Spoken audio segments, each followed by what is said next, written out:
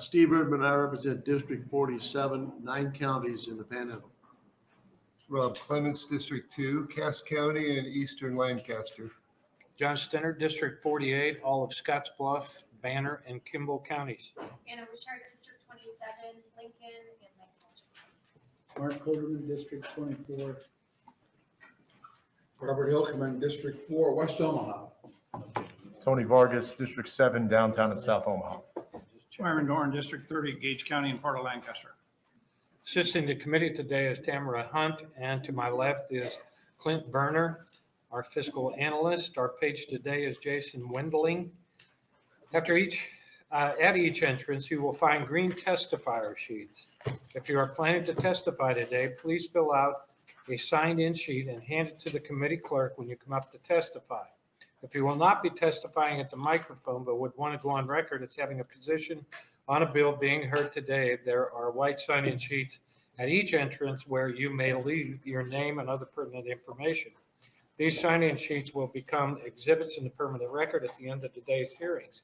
To better facilitate today's proceedings, I ask that you abide by the following procedures. Please silence or turn off your cell phone. Order of testimony will be introducer, proponents, opponents, neutral, and closing. When you, we ask that when you come up to testify that you spell your first and last name for the record. Before you testify, be concise. It's my request that you limit your testimony to 5 minutes. That may change depending on volume. We're trying to get through a lot of hearings, so I will stick with 5 for a period of time. Written materials may be distributed to committee members as exhibits only while testimony is being offered. Hand them to the page for distribution to the committee and staff. When you come up to testify, we need 12 copies. If you have written testimony but do not have 12 copies, please raise your hand now so the page can make copies for you. With that, we'll begin today's testimony with LB 1238. Senator Vargas.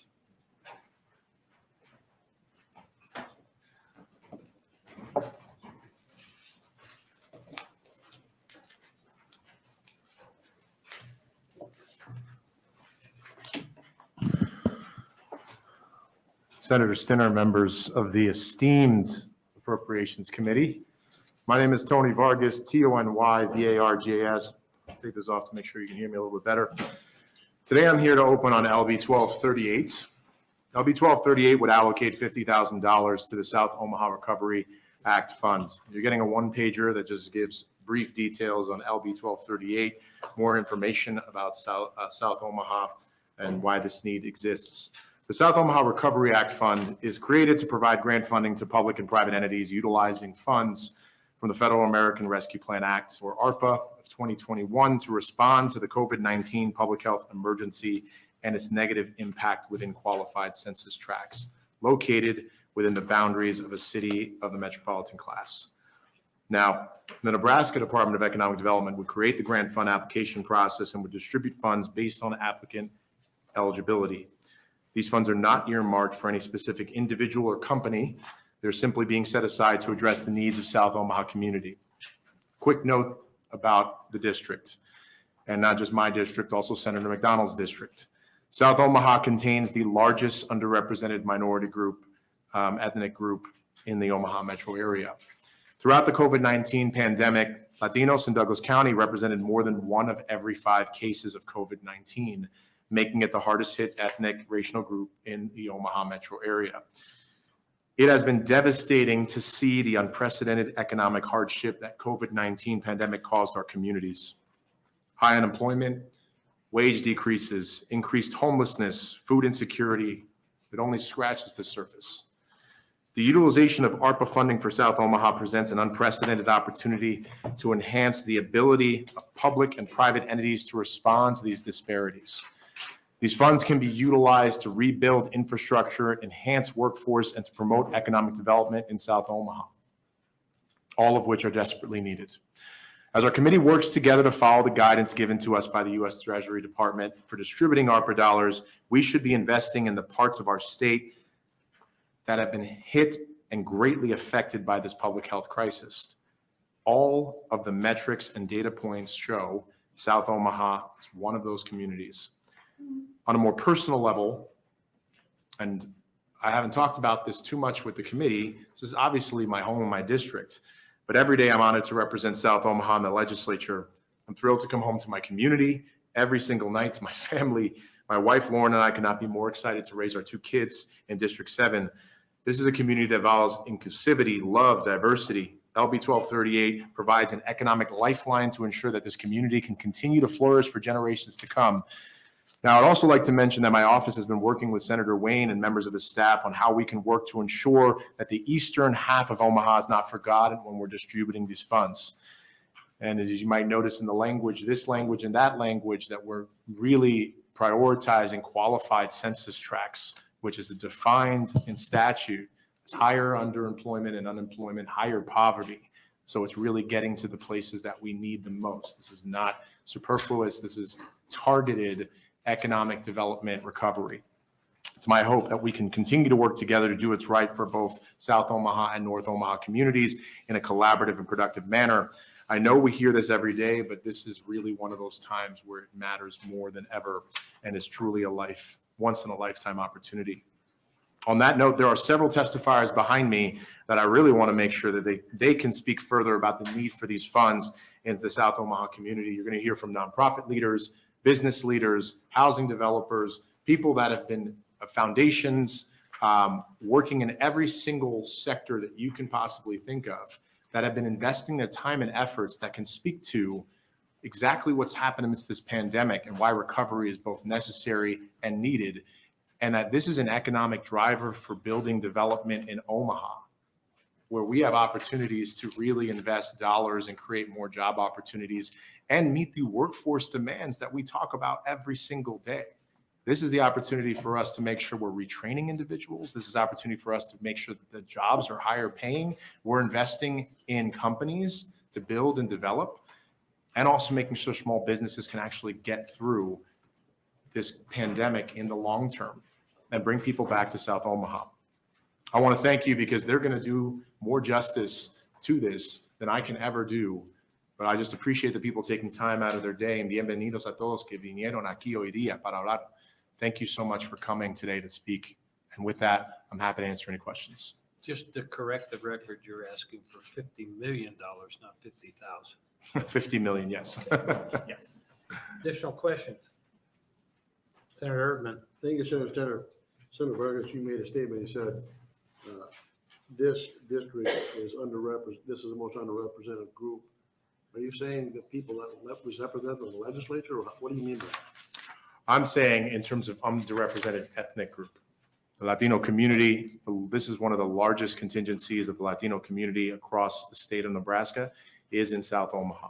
And this is also one of the most underrepresented groups when we're talking about economic investments that we have made in this community. And many people will talk about these data points over the next many testifiers. So you're saying they haven't gotten enough resources. That's how they're underrepresented. Is that what you mean? Underrepresented both in terms of the ethnicity and that group, and also in terms of resources, yes.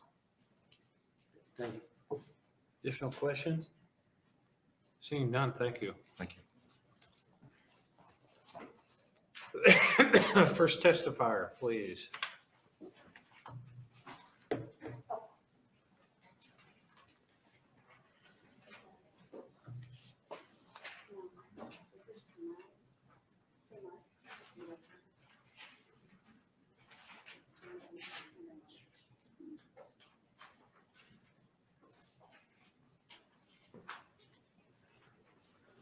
Afternoon.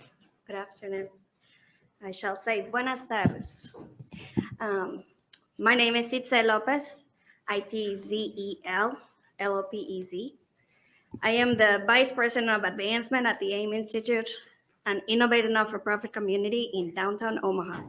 With a mission to grow a strong and diverse state community, I am also the President of the Latino Economic Development Council, a 501c3 empowered network that's focused to create outreach, development, and funding opportunities for South Omaha, as well as a member of the Greater Omaha Young Professionals Council and a small business owner. I stand here, well, I'm sitting now, I stand here today in support of Bill 1238 that aims to bring $50 million in American Rescue Plan Act funds to aid South Omaha. South Omaha is a vibrant and diverse community and is also one of the most impacted by this pandemic. The Latino community in South Omaha is the largest ethnic minority in Omaha, Nebraska. And in Douglas County, Latinos represent 13.4% of the total population, but are 21.7% of the COVID cases, making it the hardest hit ethnic and or racial group. Businesses and families in this district have been devastated. As a result, the community has endured physical sickness and distress while also suffering economic hardship. As someone who was once undocumented, I know what it's like to live in poverty. I grew up in South Omaha. I went to South High. I still live on South 24th Street in South Omaha. I love my South Omaha community, and I want to see it prosper for businesses, organizations, and families. As a child of immigrants, I devoted my career to helping children and teens become the first members of their families to attend college. I also have a passion for volunteer work, whether that's serving as a school translator for parents who don't speak English, picking up trash in my neighborhood parks, or helping other Latinos serving nonprofit organizations. Every single part of my community involvement have played a role in my personal development, which is where my daughter was born, and that's the community I want to create for her to have a better place. It is time, though, to address the structural barriers and oppression laid bare by the pandemic. This is the time to right some wrongs by investing in our BIPOC communities who live in East Omaha, as they've been hit the hardest by the pandemic and who have not historically received equitable funding. According to the economical and fiscal impacts of immigrant populations on Nebraska and Omaha, evidence from the 2015 and 2019 American Community Survey conducted by OYAS, Latin American and Caribbean immigrants accounted for 2.6% of these state contributions from income, sales, and gasoline taxes. This population accounted for 2.5% of the total state expenditures on public assistance. That means Medicaid and education. This suggests, though, that this group has also paid into government accounts substantially more than they took out in the form of public benefits in 2019. The impact of COVID in South Omaha requires an equitable distribution of federal funds, and we hope that this committee come to a just and inclusive decision. Not only South Omaha will be a better for it, but will also build future generations of Omaha in the greater state of Nebraska. Muchas gracias. Thank you. Questions? Okay, Seeing none, thank you very much. thank you.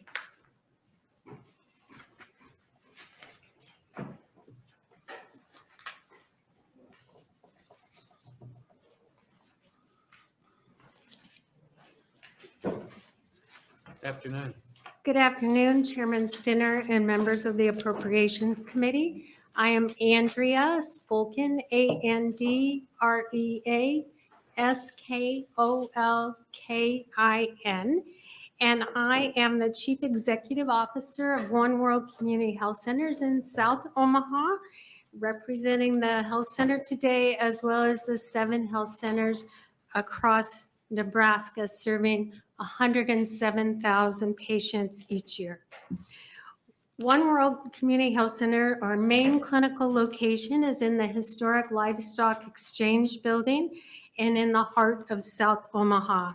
We have and continue our public health role, having tested more than 40,000 people, with just over 10,000 of those testing positive for COVID from 40 zip codes in Omaha and especially in South Omaha. We see the immense impact that COVID has had on the community every day in every health center, but especially South Omaha.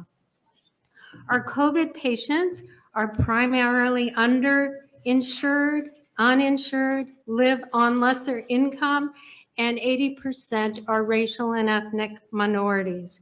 We also have provided 70,000 vaccinations to protect the community, whether they are our patients or not. As you heard, the COVID pandemic has exacerbated underlying health and economic disparities. Low-income families are much more likely to work in essential or public-facing jobs and have fewer resources to be able to quarantine when they test positive for COVID. They have larger transportation hurdles, and access to the healthcare system is much more difficult. This is especially true even in the meat packing plants, which is one of the biggest industries in Nebraska and in South Omaha, where we have experienced large outbreaks among workers. LB 1238 appropriates $50 million from the American Rescue Plan Act to provide grant funding directed toward the South Omaha area. I stand in strong support of this legislation. It is essential to use this ARPA funding to support the communities that suffered the greatest impact from the COVID-19 pandemic. One World was and is on the front lines of the pandemic as one of very few in South Omaha who care for those that are left behind. However, healthcare alone does not stand by itself to assure the vitality of the community. Affordable housing and the livable incomes that come from economic and cultural development, along with the educational opportunities, impact the ability of the community to recover and to grow. COVID has had a devastating impact, which we see on families and businesses in the area, forcing some businesses to shut down and many business owners to be exhausted with their mental health and well-being in jeopardy. Additionally, many residents work in seasonal jobs, which were once more plentiful prior to the pandemic, and also in the hospitality industry, which has also been impacted. South Omaha has not been a recipient of redevelopment funds like other communities and has been left out due to the sense, I believe, that the community takes care of itself. The good news is that the entrepreneurial spirit is alive in South Omaha. The bad news is the economic impact from the pandemic has taken its toll, and the community needs your help. South Omaha businesses and residents do not ask for a handout, but a hand up through your support of LB 1238. It is the right thing to do to set aside a significant portion of the funding to address specific needs of the South Omaha community that has been so hard hit. It is in line with the intention of ARPA funding to ensure community and economic development and to invest in critical businesses and services in the communities that need it the most. I would like to thank Senator Vargas for introducing this bill and encourage the committee to advance this funding to general file. Thank you, and I'm happy to answer any questions. Any questions? Seeing none, thank you.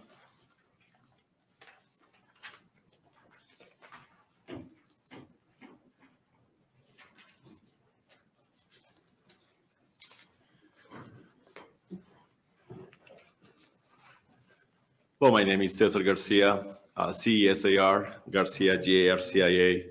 I'm here today in front of the Appropriation Committee. Thank you for your time, by the way, representing Southside Redevelopment Corporation, a 501c3 organization working with the revitalization of areas in South Omaha, as well as the Greater Omaha Chamber as a board member and part of the Public Policy Council. So, you know, a lot of things has been taught, I'll say, about South Omaha. And majority of those are in favor of a very vibrant community, which has been the gateway for many of the immigrants that have come to the city of Omaha.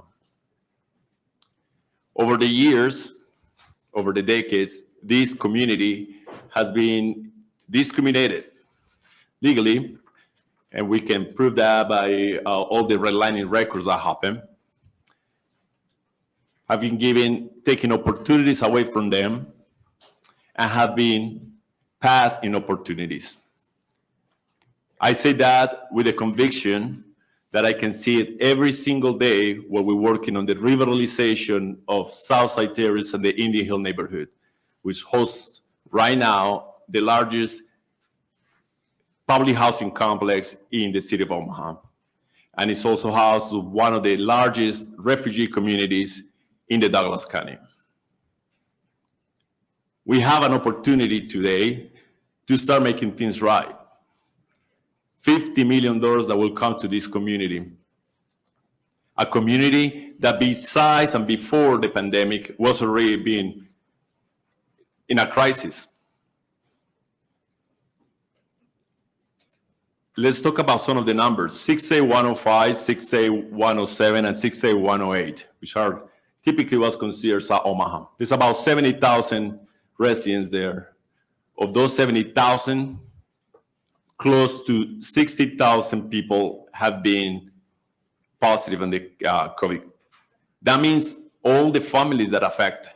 I could say that's almost everyone. If 25% of the population has been affected, of this population have been affected, imagine the repercussions in families, from their jobs, from their daily life, from their health, from their already very stressful life, mentally and physically. 6A107 is the 7th largest zip code in population in the state of Nebraska out of the 580 zip codes. We're not talking here about small piece in Douglas County. We're talking about here with real lives, very highly dense areas in the population. The businesses around South Omaha are vibrant. It is not because of all the help they get. It's just because of their people. Some of the most resilient people you ever meet in the state of Nebraska. We're all very proud of everything that happens in Nebraska. You know, the farmers, we see it everywhere, every day. Go to South Omaha, and you'll see these people not complaining about anything, just waking up every single day trying to make a living, making it happen. Since it's the house, the home for many of the diverse groups of immigrants, not only Latinos, but as I mentioned, also a big group of African refugees, they already had a hard life. By the time they get here, they see it on the life that they had the American dream became true. They have no way to compare because where they come from is a lot worse at times. So here we are with the opportunity to bring $50 million for this community, revitalize businesses, support better education, support economic development, and more important, support humans that every single day in their life get on the street to provide not only for their families, for this community. I appreciate the time you give me today. I always like to speak from my heart, and that also means that there's no anything writing, but I have happy to answer any questions. Questions? Seeing none, thank you very much.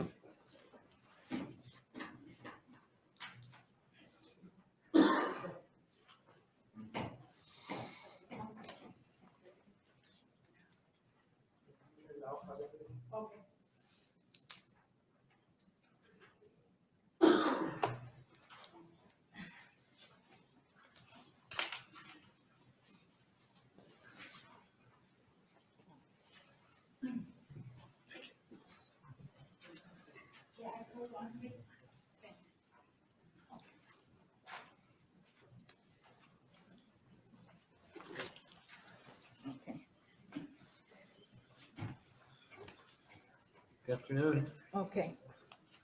Hola a todos. Hello, everybody. Okay. Hola. My name is Blanca Mejia. Blanca, and Mejia, the trick is to use the H as a H. I mean, the J as a H. Okay, Blanca Mejia, Mejia.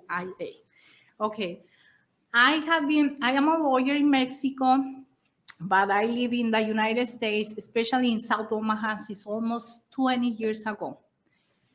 I live in South Omaha. I go to the gym in South Omaha. I go to the bakery to the South Omaha.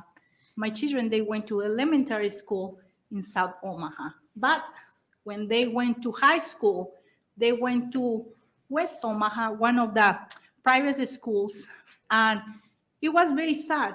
It was very, very sad to see that sometimes his friends, they didn't want to come to South Omaha. They have a misconception about it. And some of them, I don't want to offend nobody, okay, but this is the way that my children say, we don't want to go to the ghetto. It's the way that they call South Omaha. So you have the power to give us the opportunity to prove you that we can do many things if you gave us this money. Let me give you, if you want to see it as an economical way, just in one weekend, when we have the celebration of Cinco de Mayo, according to the information, we provide $7.5 million just in one weekend with everybody, some businesses and everything. You have the power to become very proud yourselves because you make one community, one city, like a landmark. I know that many of you have been traveling. When you go to San Francisco, most of the people, they want to go to the Golden Gate, right? When you go to New York, you want to visit the Statue of Liberty. So let's make sure that when people, they come to Nebraska, they want to go to South Omaha, where you're going to have diversity, you're going to have food, you're going to have tacos, you're going to have many, many beautiful, beautiful things. And your children, they're not going to have fear to go in this part of the area, that we're going to become together. I love the United States. I think it's one of the best country on all the earth. That's why many people in my country, sometimes they die trying to cross to this beautiful country. So you have the power to say, why not? Let's do it South Omaha, a landmark. Let's make sure that people, when they come to Nebraska, they don't say, well, they don't have anything. Yes, we do. We do. So we have, if you give us the opportunity, you're never going to feel regret. I am the director of Generation Diamond, a nonprofit organization. We provide many services to people who has been incarcerated, that they don't have hope, that they don't have anything.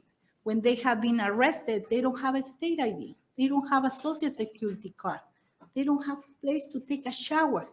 They don't have a place to feel like it's a home.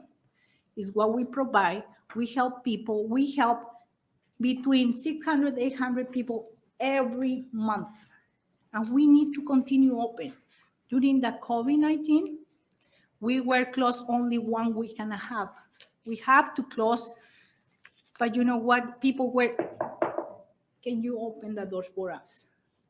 And we did it. We continue with that. So we removed the tattoos. Is something that makes us unique as a nonprofit. We remove all the tattoos that they have. Sometimes our guys, they have to be like 20 years in jail, in prison. But for COVID-19, now they are trying to start to releasing people. So we receive them and we remove the tattoos if that stops them to get a job. I know that I have a thick accent, but you know what? I'm my heart and I love South Omaha. So please, please give us the opportunity to, you feel very proud about it. Okay? Any questions? Thank you. Questions? Seeing none, thank you very much. Okay, thank you.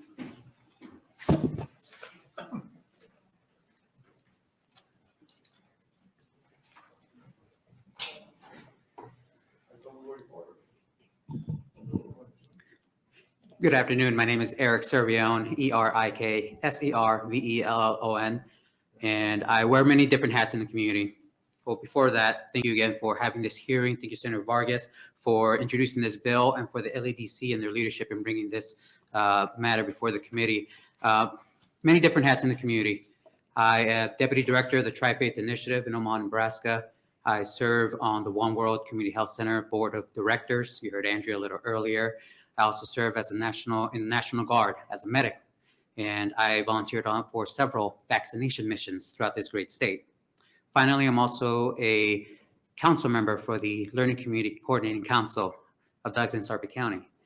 I say that one last because when I decided to serve on this council, and I'll tell you what, I would bet all my different hats to tell you that the learning community is one of the best investments that this state is making for our underrepresented and under-supported populations.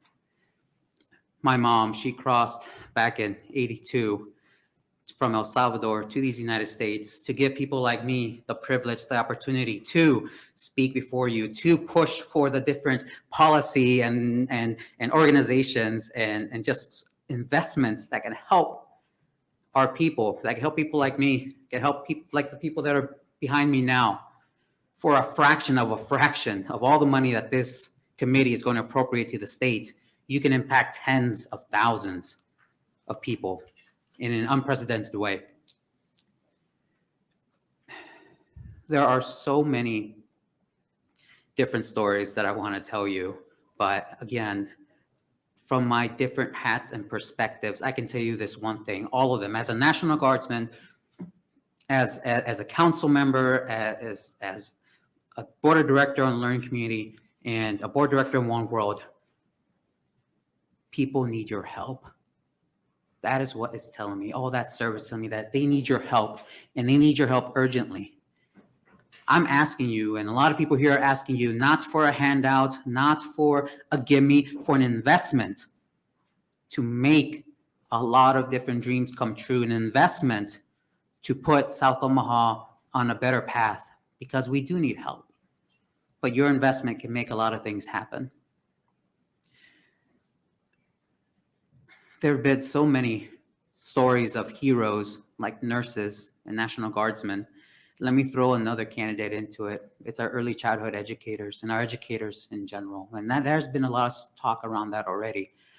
But on the learning community, for example, there are so many amazing people that have been supporting the South Omaha families across the many different things, helping them get food, helping them learn English, helping them get jobs, helping them become the citizens that they want to be here in the United States of America.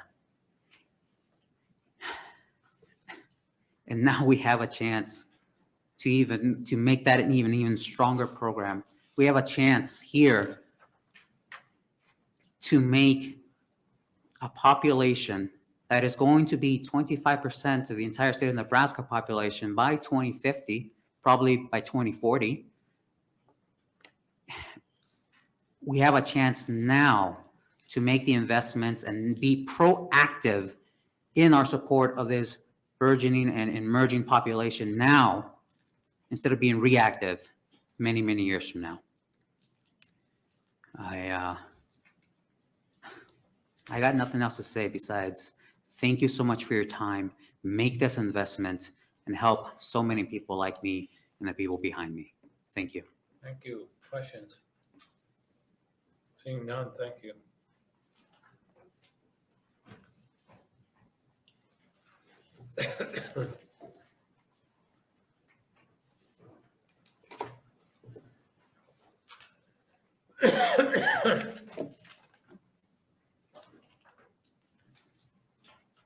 Good afternoon. Afternoon.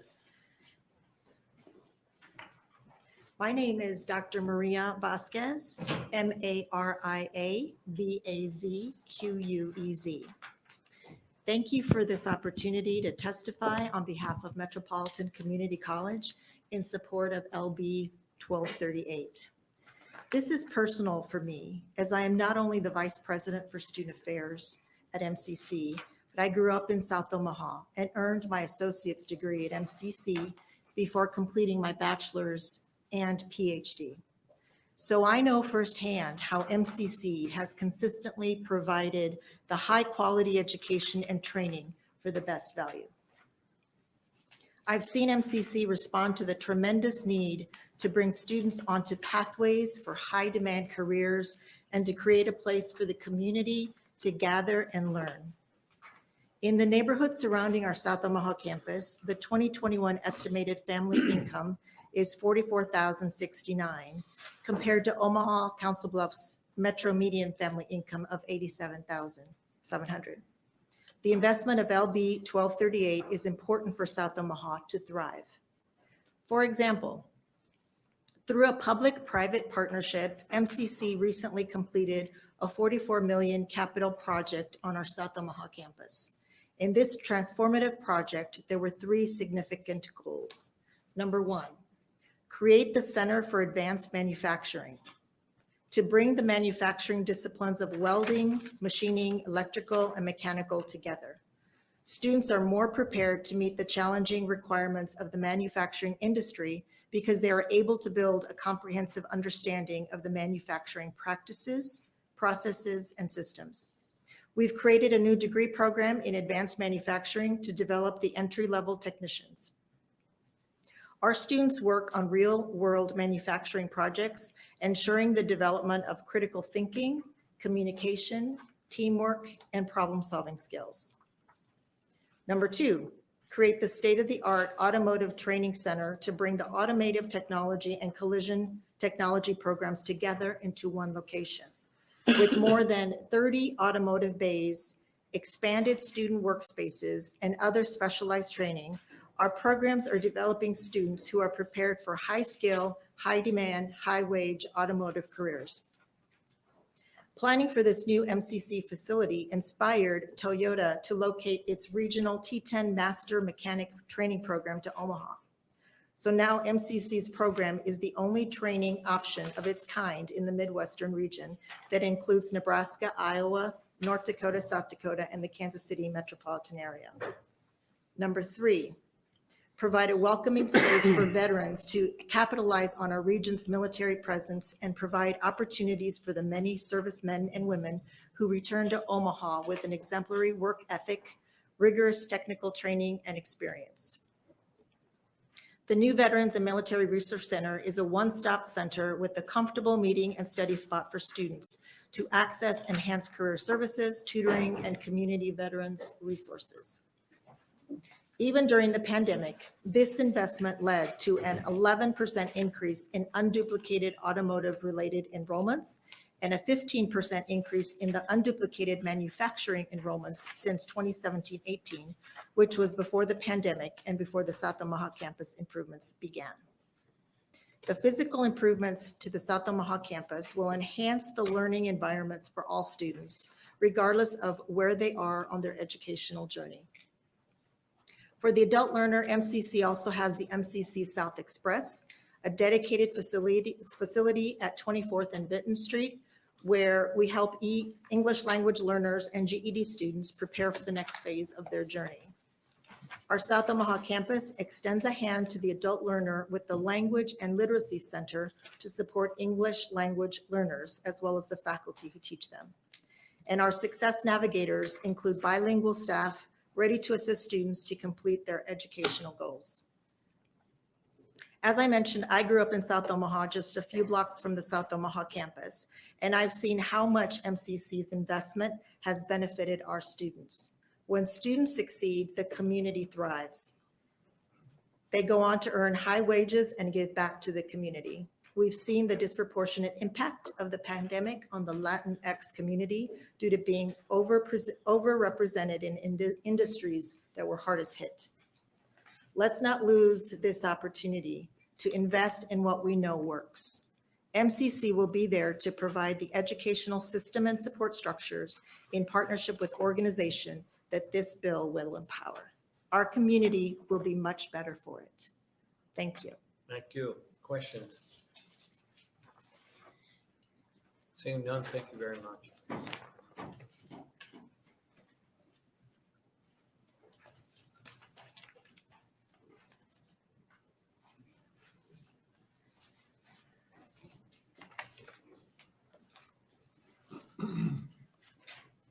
afternoon.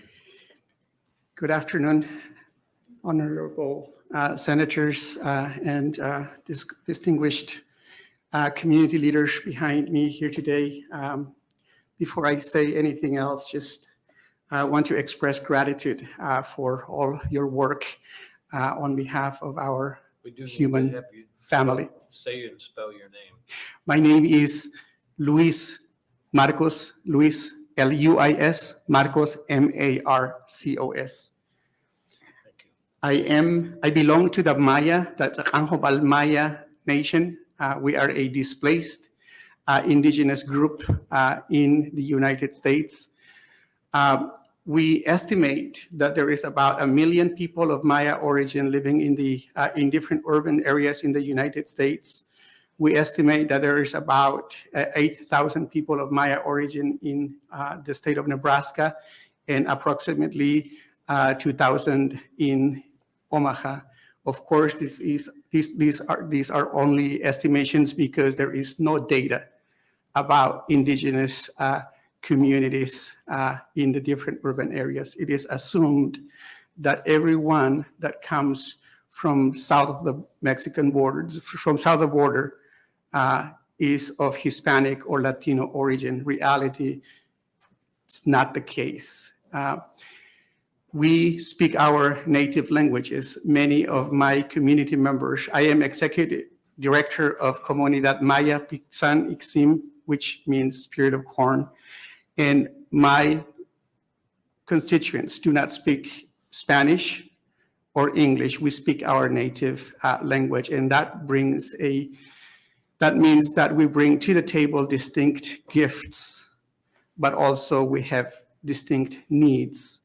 I am here to support this LB 1238 because most of our people live in the South Omaha area. Indeed, our community center is in 68107. So we are right there in the heart of, so every single community member that I know survived COVID-19.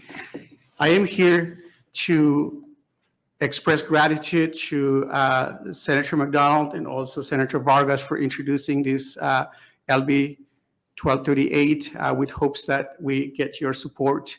And this really does represent an opportunity for us as Indigenous peoples to contribute to our collective efforts of fighting COVID-19 and also just the historical inequities that have existed and many more. We have a proposal to do regenerative agriculture, do agriculture in the way that will put fresh and nutritious, locally produced fruits on our tables.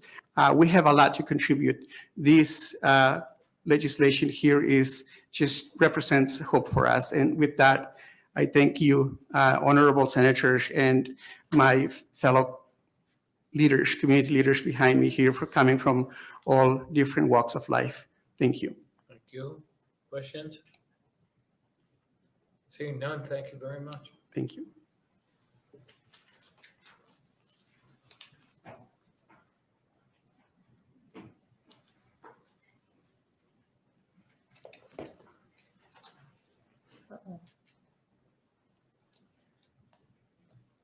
Earrings.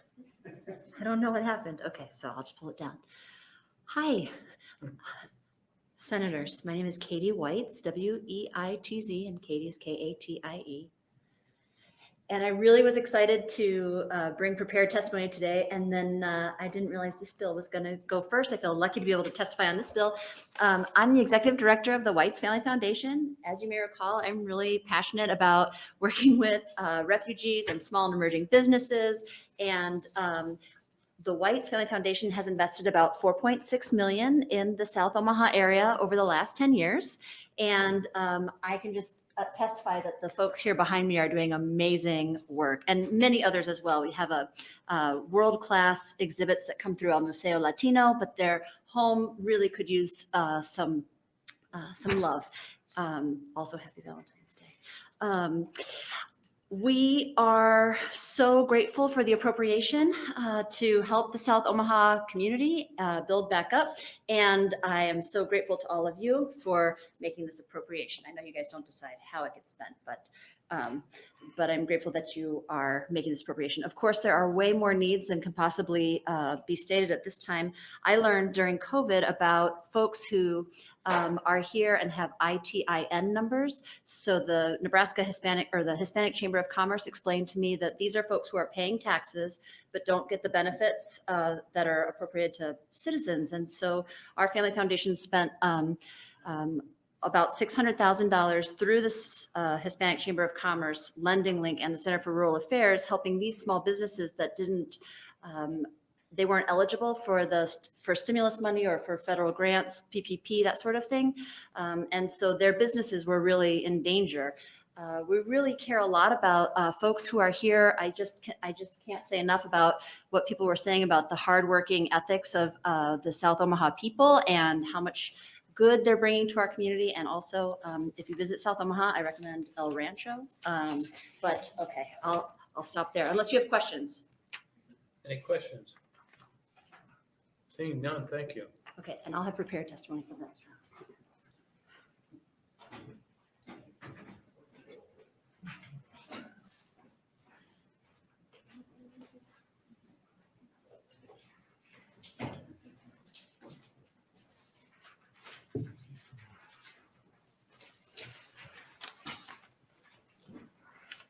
Good afternoon. Good afternoon. My name is Ricardo Castro, R-I-C-A-R-D-O, last name Castro, C-A-S-T-R-O. Thank you, committee members, Senator Tony Vargas and McDonald for bringing this bill to your attention, and hopefully you listen to us. Thank you. I'm an immigrant and heading a team of 9 real estate professionals. And, based in South Omaha, we had the opportunity to purchase an old mortuary building 16 years ago, converted into an office building in the heart of 68107 zip code, which, as you were explaining, is one of the worst zip codes hit by COVID-19. We are doing business in the area since 2003, 2 years after my family and I arrived to this country. And last year we had we were blessed to represent 256 families and business and investors. And most of them and most of our activity, most of those 256 real estate transactions that we represented were in the southeast part of town, Douglas County, Omaha. Some of those buyers and sellers were investors coming out of even out of the country, finding good business and working ethics in the area, and willing to spend and invest in real estate in South Omaha. Some of those transactions also, although we are, without bragging, have to say that we lead the real estate segment or market in the area. Mostly, we were part of Nebraska Realty, 900 agents. And in the last 7 years, we're the team that sold more units in the whole company. And most of those, about 75% of those transactions are coming from South Omaha. And, but some of them, although we are one of the lucky ones, businesses who succeed, we even have to say that many transactions fell through in 2020 and later, because right before closing, either some families were facing COVID-19 themselves, some buyers, some people just passed away before closing, as easy as that, and some other investors and business owners decided to do the right thing, to don't invest and stop buying because they wanted to take care of their payroll, for their small businesses. We have bank pre-approved people ready to close, and they didn't do it because of the consequences of COVID-19. And please, we would ask you to seriously think about this situation. I want to focus on not what we did. I put the example of my company or the people that I lead, but it doesn't mean that we couldn't do way much more for our city and for the city of Omaha. We're used to welcome many leaders stating that South Omaha South 24 Business Corridor or Leavenworth or Q Street, L Street, 13th Street, Vinton Street corridors are so successful, and they show us as an example of how to run businesses and how to prosper, how to contribute. But I have to say that most of that we did it ourselves. I mean, we almost never had the help and almost never had the guidance, except for a few families, foundations, and professionals helping us. We think that we are asking for something that we deserve on a daily basis. We proved and we show you and the whole state of Nebraska that we work with what we have and we make results out of it, and good results. I don't know, do we still expect we keep doing business based on creativity or resilience? Because that's the way we've been doing business for those many years. And I decided to be brief. Thanks for your time. Thank you all. Thank you. Questions? Seeing none, thank you very much. Thank you.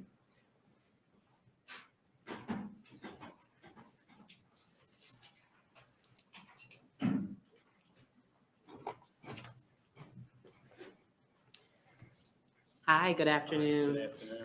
Chairman Steiner and members of the Appropriation Committee. My name is Sheree Thomas, Sherie, last name Thomas, Thomas, and I'm Acting Deputy Chief with the Omaha Police Department. I am here on behalf of Chief Todd Schmatter and the Omaha Police Department in support of LB 1238. The American Rescue Plan Act provides an extraordinary opportunity to provide funding to address specific needs in the Omaha community, specifically the South Omaha community. The passing of this bill would provide necessary and needed funding to public and private entities to counter the negative impact of the COVID-19 public health emergency. The public health emergency has had an excessive negative impact on unemployment, wage losses, homelessness, and food insecurities that the South Omaha community has been impacted by. The Omaha Police Department has been intentionally in working with organizations throughout the South Omaha community on addressing crime and public safety. There is more work to be done, and the funding would allow entities to address some of the root causes of crime, such as or underemployment, poverty, affordable housing, and education. Chief Schmatter has previously stated that the greatest opportunity to address the quality of life and crime reduction is to address the root causes. The chief has also stated that he would rather have 1,000 jobs strategically placed in the right part of our city to affect poverty that would reduce violent crime far more than 1,000 more police officers. In closing, the Omaha Police Department is in support of LB 1238, and thank you for allowing me to testify in front of you all today. Thank you for coming. Questions? Seeing none, thank you. Thank you.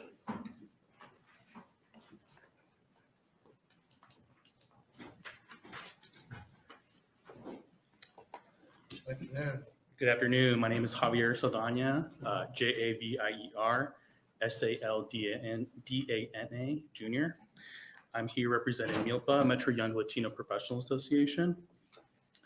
MILPA supports Bill 1238, which aims to bring $50 million in American Rescue Plan Act, ARPA funds, and direct support to South Omaha recovery efforts. About MILPA, we are a network of Latinos and allies in the greater Omaha metropolitan area from all backgrounds, professions, and industries. Our organization is completely volunteer-run, 501c3 nonprofit, and our mission is to amplify the power and voices of Latinos through professional and civic engagement.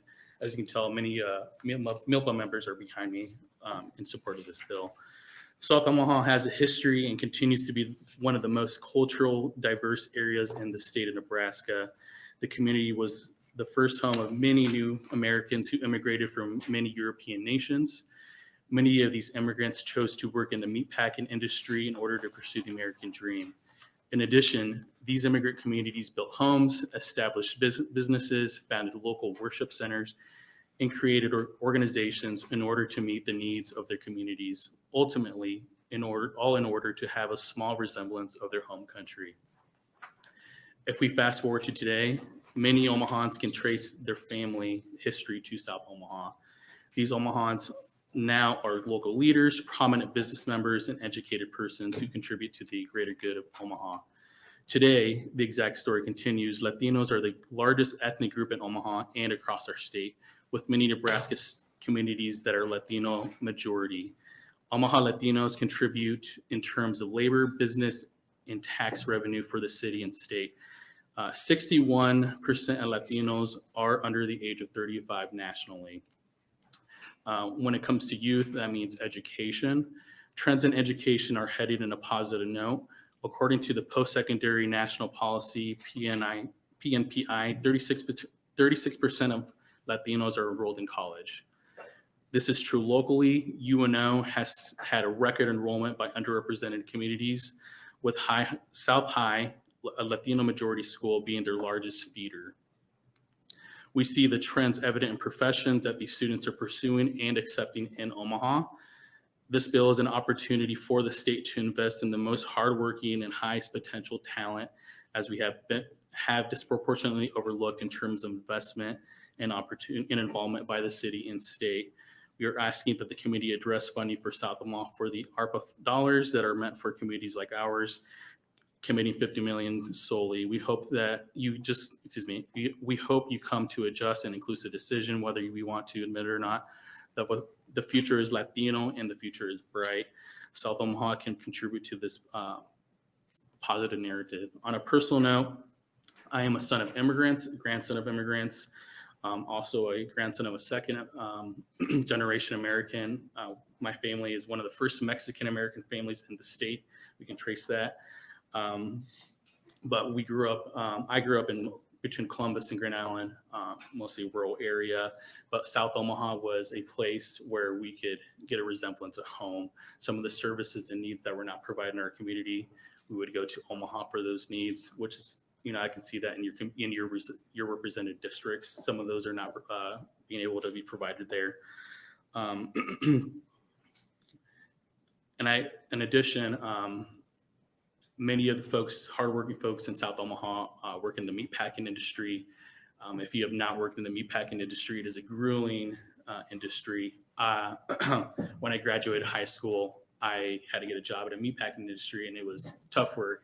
Taught me a lot of work, value hard work, and the goal was to go to college. And from there, I joined the National Guard, and I am a veteran of the Afghan War, 2011. So I have a great appreciation for my community. That is all. Thank you. Thank you. Questions? Seeing none, thank you very much.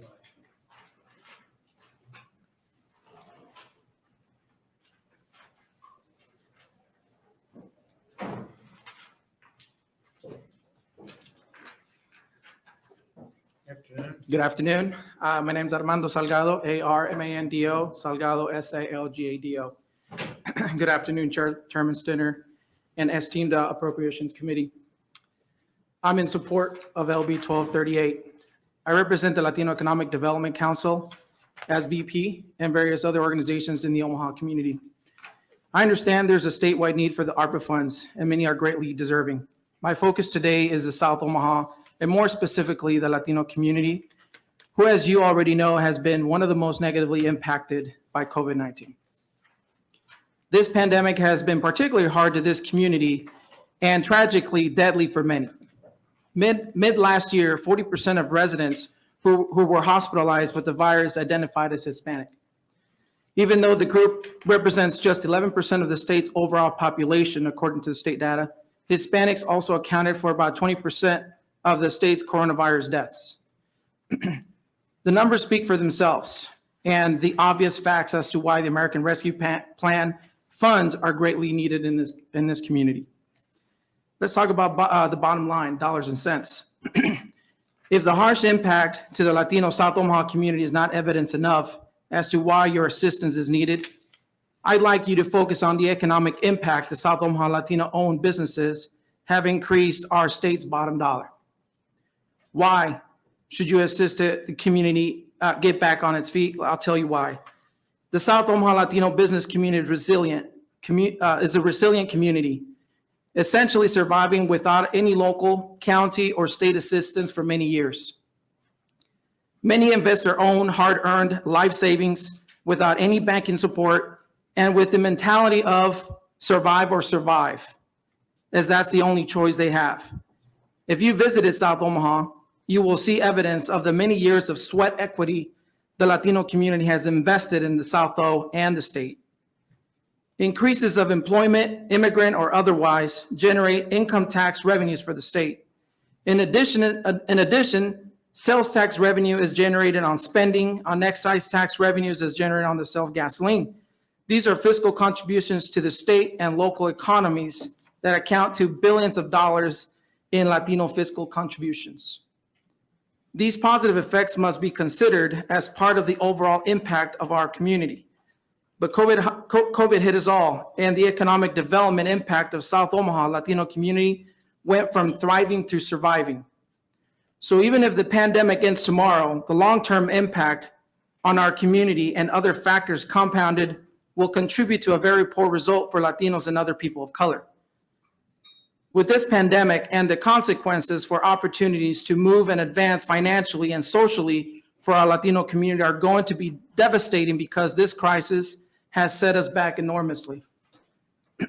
I believe several of you are business owners, such as myself. As business owners, we'd always like a guaranteed ROI, right? If you look at the upward trend pre-pandemic, you will see that this community was not only growing leaps and bounds in population numbers, but in revenue in the state. I teach business and construction at Metropolitan Community College, and I've personally have assisted over 160 businesses, Latino businesses, form in our state, paying taxes, insurance, hire more people, and much more. I can assure you the South Omaha Latino business community is great to invest into, which will generate an even greater ROI for the state. I'm not asking for a handout, but a reinvestment back into our community and invest into our overall state. Thank you very much. Thank you. Questions? Seeing none, thank you. Thank you.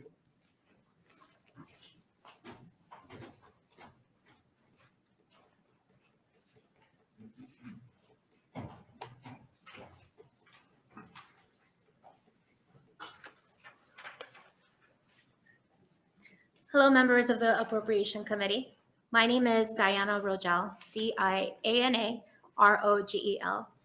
I am the Alumni Chair for a local nonprofit New Leaders Council that offers a cross-sector changemaker-based training. We build ecosystems of leaders who center equity and reflect communities we serve.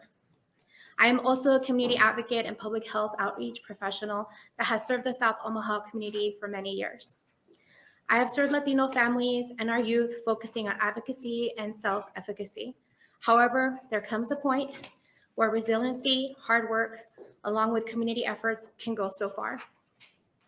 The American Rescue Plan Act is intended to provide relief funds to communities across Nebraska. South Omaha, as is the case now, is often forgotten. Both North Omaha and South Omaha have been severely impacted by the pandemic. Therefore, relief is greatly needed for both communities to recover. As the biggest ethnic group in the United States and Nebraska and in Omaha, Latinos are the future. We are an aging nation with our most rapid growth being among those 65 and over. The Latino sector has significantly contributed to local economies by its large size and strong work ethic.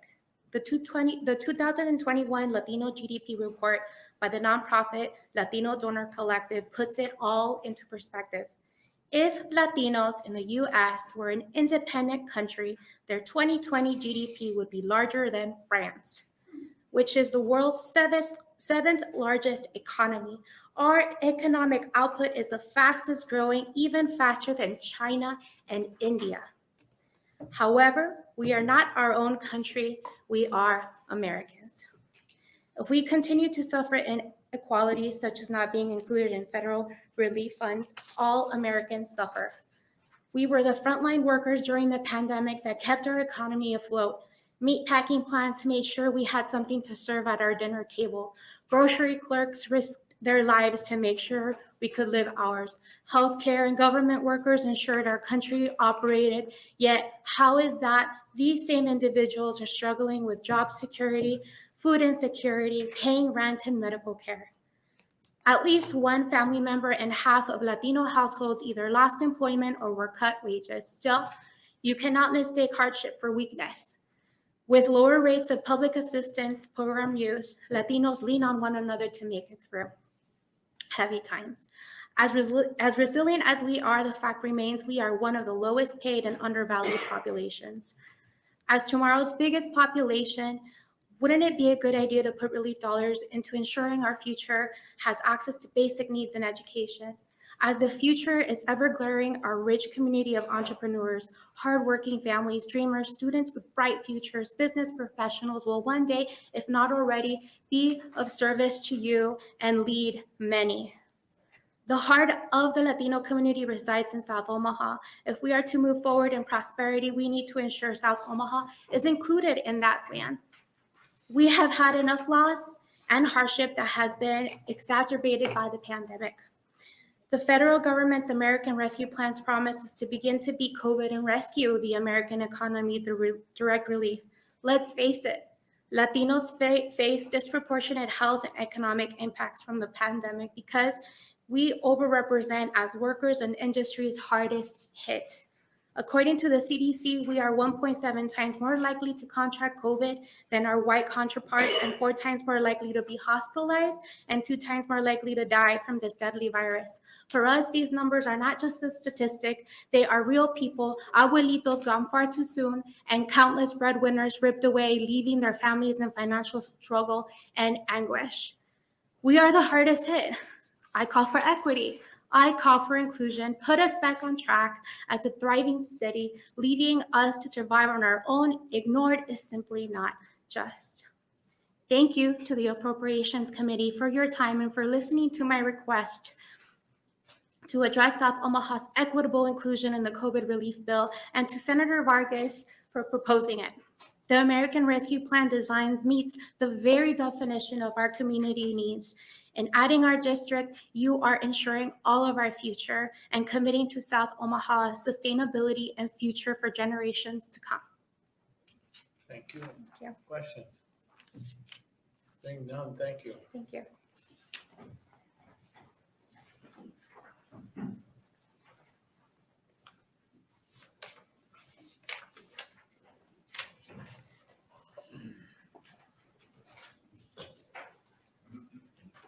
Good afternoon.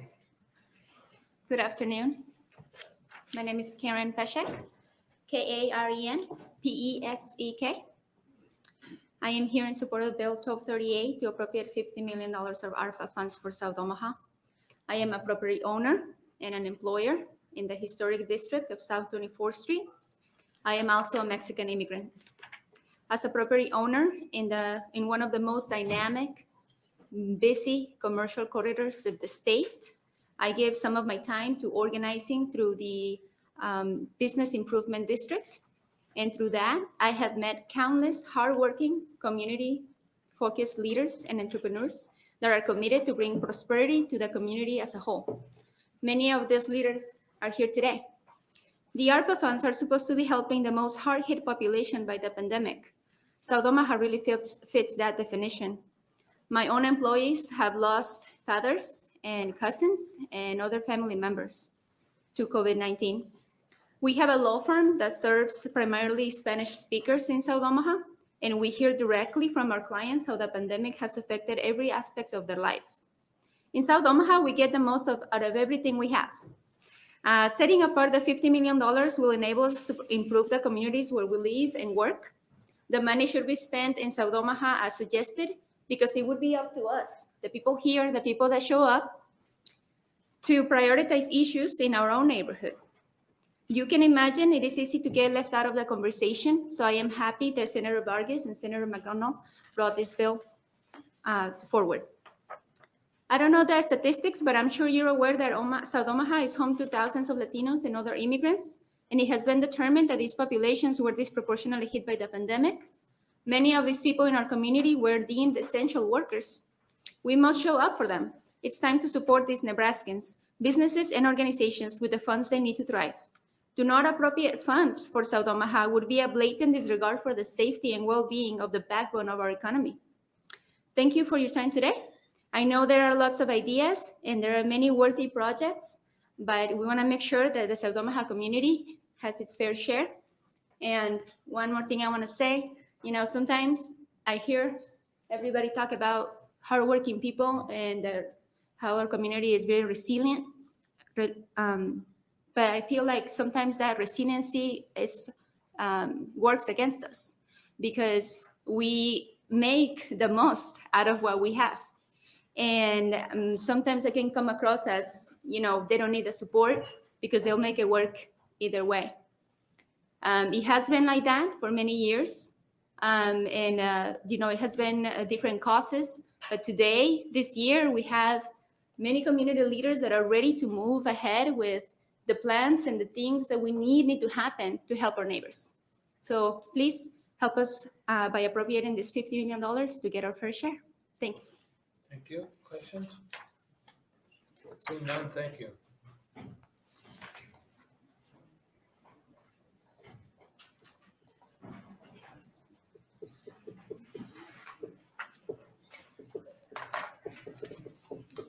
Afternoon. Good afternoon. Thank you, Chair Stinner, Senator Vargas, and members of the Appropriations Committee for the opportunity to testify in support of LB 1238. So my name is Jamie Berglund, spelled Jamie Berglund. I'm the Executive Director of SPARK, and we are a community development organization in Omaha that partners with stakeholders to catalyze community-driven holistic investments in neighborhoods across East Omaha. For the last 3 years, we've worked with neighbors, nonprofits, and the city of Omaha to redevelop Brown Park, a public park located near 15th and U Streets that provides a vital space for neighbors to gather, host celebrations, play, and exercise, all things that were desperately needed and still needed during COVID and now. COVID-19 threw a wrench in this project. However, we're on track to complete the redevelopment of the park this summer. In addition to Brown Park, we are a partner with Canopy South, where we have supported that effort with community engagement, planning, and other technical assistance. Through this work and our longstanding connections in the community, we have grown deeper relationships and understanding of the challenges in South Omaha, including higher than average rates of unemployment, food insecurity, and housing instability, all made significantly worse by the pandemic. And while there are challenges, South Omaha is also full of opportunity. Funding through LB 1238 will be critical to fulfilling this potential, bringing vital resources to support public spaces, housing development, and other community needs. On a personal level, I want to share, spent the majority of my life in East Omaha. I grew up in South Omaha, family in North Omaha, and so shuttled back and forth between the two communities. I've committed my career and my own personal investment by living in South Omaha to the community, and I can't think of an area that's more deserving of investment than the east part of our city. So thank you so much for your consideration, and I appreciate it. Thank you. Questions? Seeing none, thank you very much.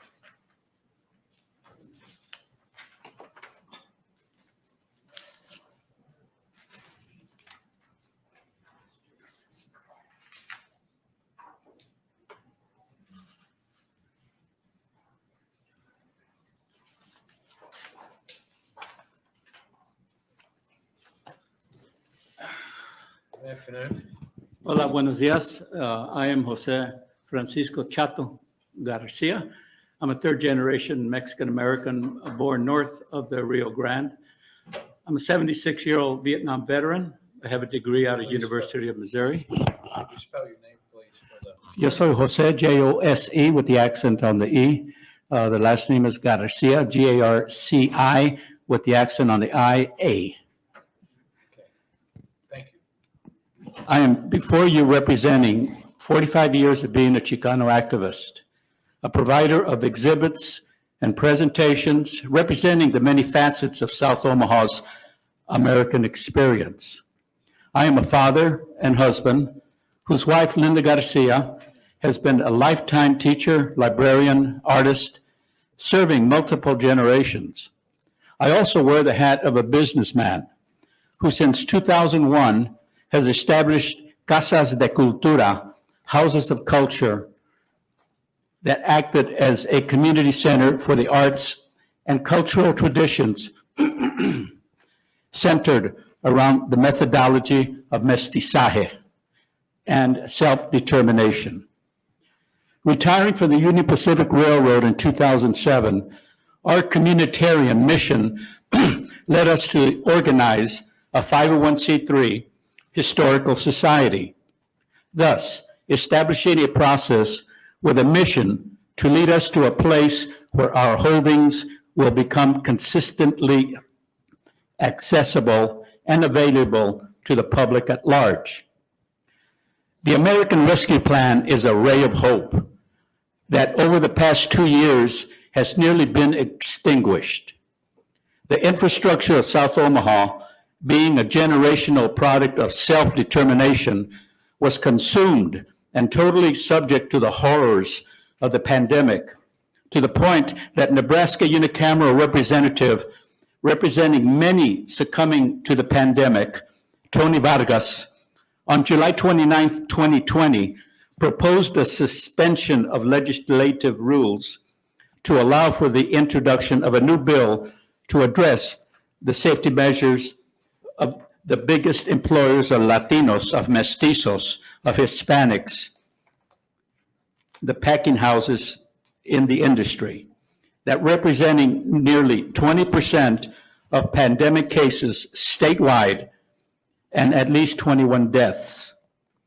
LB 1238 will mobilize the repair of not only infrastructure, but hasten the mental anguish and confusion of a population by creating jobs and spurring economic development. As a citizen that since 1976, I have experienced matters pertaining and reflecting a South Omaha way of life, beginning in the spring of 2020, I have become to realize that I am witnessing an unprecedented breakdown in civic order. With our politicians consumed with commitment and building defenses, with our educational system becoming an epicenter of wide destabilization, with people everywhere losing their jobs and their businesses, becoming ill, with some children and young adults fending for themselves. Our society, our American way of life is in free fall. In an area underserved for so many years, in a part of the city populated by many newly experiencing the American way of life, I see these funds as an opportunity to instill normalcy through building infrastructure, through creating learning centers for kids eager to catch up, direct health services, clinics for those dependent on One World, assist homeowners, businesses, civic and social organizations to rebuild and empower economic development. Our community has been impacted on a scale unseen over the history of our city. This pandemic continues to erode the normalcy of our society. The impact of LB 1238 on our part of Omaha is critical to stop the deterioration of so many aspects of our society and accelerate our government's commitment towards normalcy and stability, empowered by economic development and nurturing the welfare of the population. I am in support of LB 1238. Thank you very much. Any questions? Thank you. Questions? Seeing none, thank you.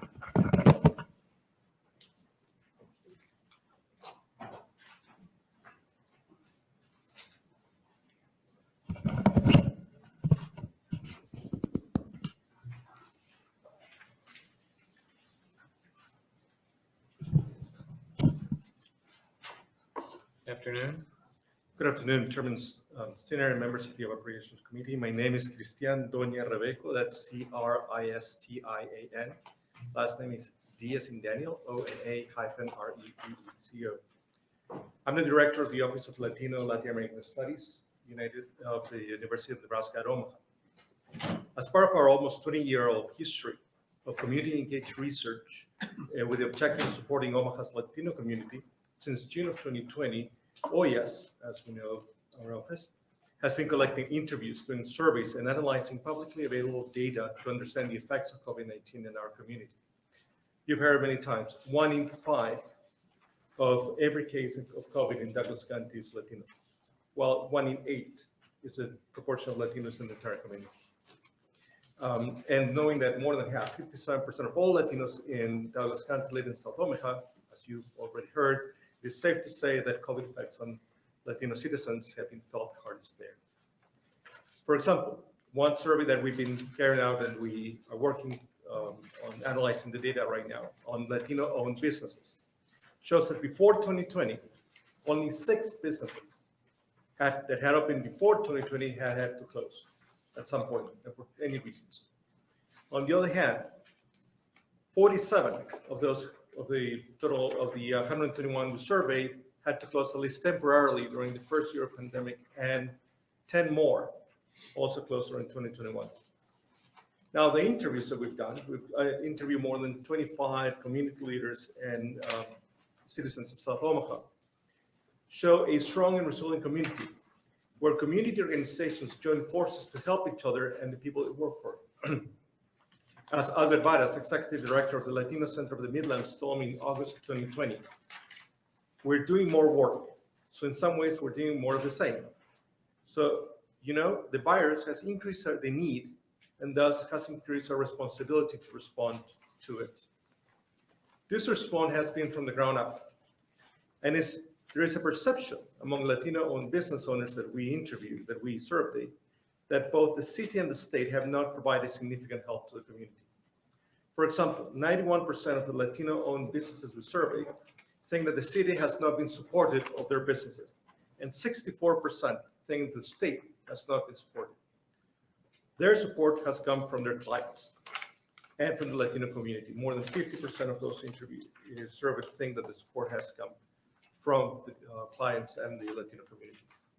Now, of all the numbers that I've seen, all the data that I analyzed, there is one that I keep coming back to it because of the possible effects on the long term. The average age of those who died of COVID-19 in Douglas County is about 79 years old. The average age of Latinos who died is 65. The loss of so many Latinos in their working ages, which is a similar thing that's happening with African Americans and Native Americans in the city of Omaha, means that without any assistance, the cultural, social, and economic effects of COVID will be felt for a long time in South Omaha, impacting today's recovery and the future development of a community that is more than 100 years old. There's one more number I want to give that I just found out today. 2% of all Latino students of UNO withdrew completely from the university in the last year. That is more than of non-Latino whites. About 1.3% of non-Latino whites withdrew. And I saw firsthand what that happened. You know, I talk to students, I teach students, and they tell me, you know, Professor, I couldn't finish my assignment because I have to take care of my children, of my siblings or my parents that were sick. And some of them had to withdraw. So it is a long-term impact that you're going to help prevent here. Thank you. Thank you. Questions? Seeing none, thank you. Thank you.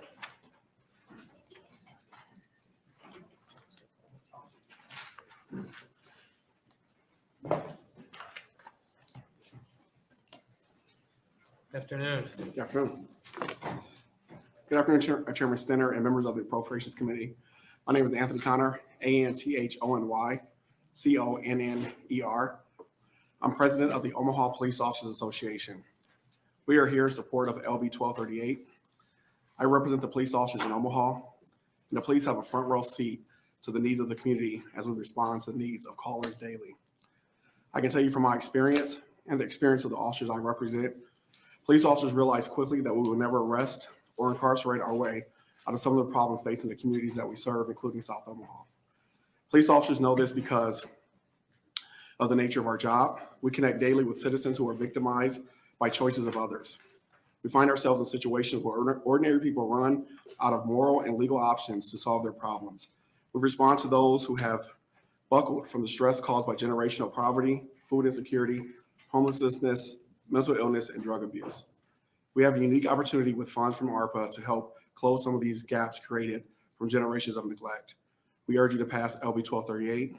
I would like to thank Senator Vargas and Senator McDonald for bringing this bill to this committee.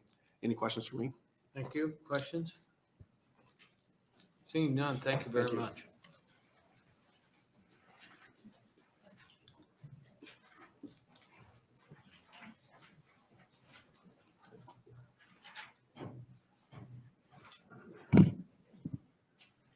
Good afternoon. Good afternoon. My name is Evelia Gutierrez, Evelia. Last name Gutierrez. I am in support of LB 1238, and I am a resident of South Omaha. And today I decided that I want to be real. I want to share my personal story, so that way you know that there's a lot of people like myself in South Omaha.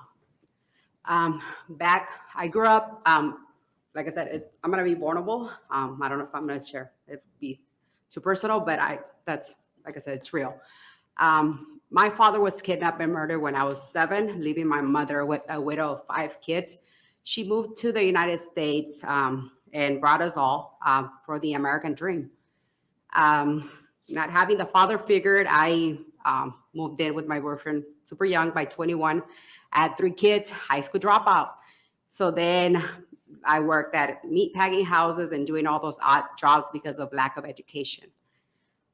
So 17 years ago, I decided to move to Omaha, Nebraska, especially South Omaha, where it was like a second opportunity for me. I came with my 3 boys. I enrolled at Metropolitan Community College. And during that time, I had pancreatic cancer. And one of my first visitors to the hospital after surgery, it was Dr. Maria Vasquez. And out of her busy schedule, she took the time to go see me. That meant the world for me. South Omaha, it's like a family. Because of that, now I work for a nonprofit. I'm a youth academic navigator at the D2 Center. And now ironically, I get to mentor students that are disengaged, dropout students that I help them get re-enrolled back in high school. And I help them motivate them so they can finish their last credits. And I took a little pause because then I wanted to focus on my children's education. They all graduated high school, one of them already with a political science degree. And the other one is serving. Right now he's in training over at Georgia with the National Guard. And also the youngest is also in school. And currently I am finishing up my bachelor's, and I am happy to report that I'll be graduating on May 13th from UNO. And that happens because of the difference out of all my siblings, I'll be the only one and first one. And I feel that's the reason that's happening is because I got the support from South Omaha. I am a product of Metropolitan Community College. I am a product of subsidized housing because I could not afford a regular payment to go to school and be a mom and wear so many hats. So I am a product of subsidized housing, low-income housing. I live on 27th and Harrison, where I was able to continue my school. And that's because of my South Omaha community. They invested in me. And now I feel that as you can see, I turned out to be okay because of that support. And I feel that now it's your opportunity to invest in other people like myself to give back to the community. So that's, like I said, I wanted to speak from the heart because this is who we are. We are resilient. We are not quitters, and we are here to move forward, but we need your support to do that as well for us. Appreciate that. Thank you. Thank you. Questions? Seeing none, thank you. You know, it's now 3 o'clock. Is there hands? How many more testifiers? Okay, we'll stay with 5 minutes.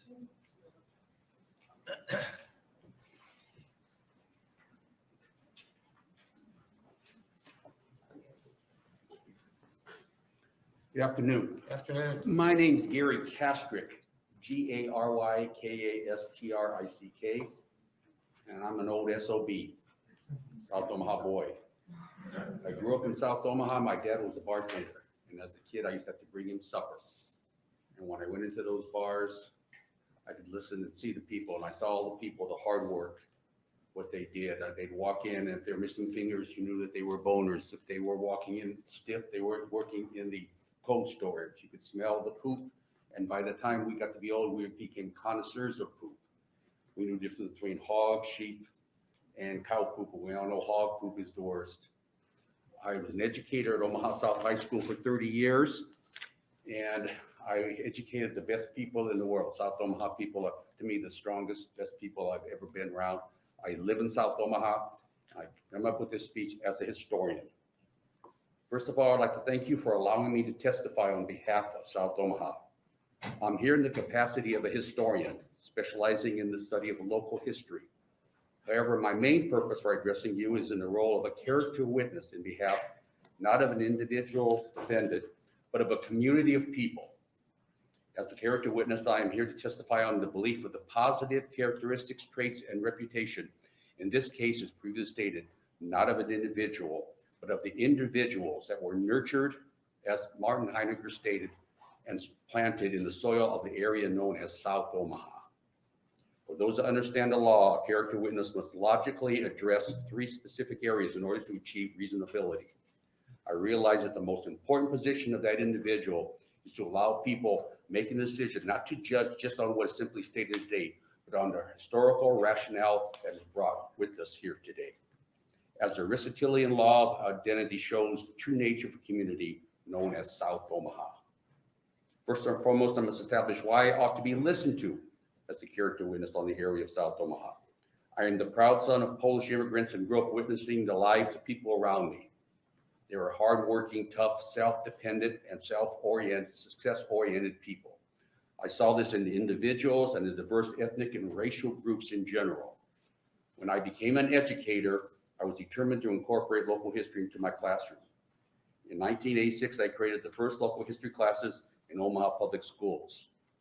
And in 1999, I received a state lottery grant and created the first local history museum in any school in the nation. But most importantly, I started Project Omaha, where my students and I interviewed hundreds of people, not only in South Omaha, but throughout the metro area and the state as a whole. In fact, my favorite thing we did was I took these kids from South Omaha and North Omaha, and we went out to the small towns, and we interviewed the people that used to bring their cattle and hogs and sheep into South Omaha.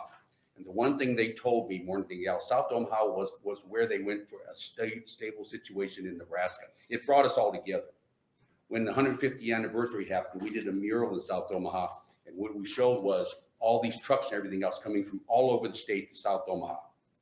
And when I interviewed the people, the last thing they told me was they are so sad that stockyards no longer there, because they said they felt like that trip was their trip to come to South Omaha and enjoy South Omaha. This will be my 42th year of promoting local history, not just as a teacher, but as a tour guide, presenter, and project creator. For my efforts, I was rewarded the James Olson Award from the University of Nebraska and State Historical Society for the promotion of Nebraska's culture and history.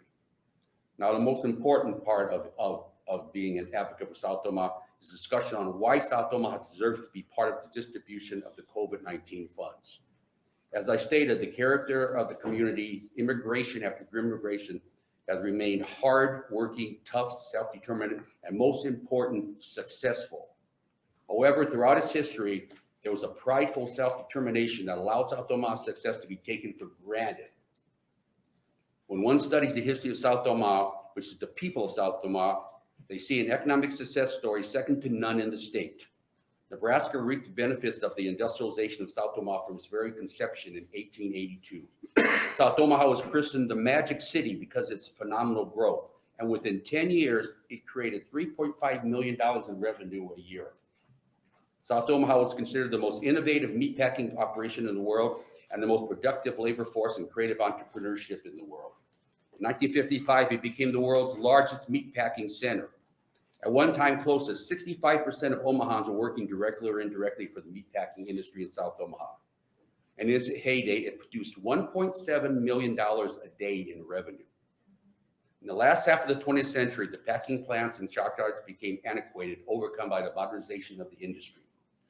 Most communities would have disintegrated like many cities in the United States, but not South Omaha. The new immigrants with the same values and tenacity as their predecessors revitalized the community. And South Omaha, like a phoenix, rose from the ashes. Red light's on, sir. Oh, one more thing. Can I say one?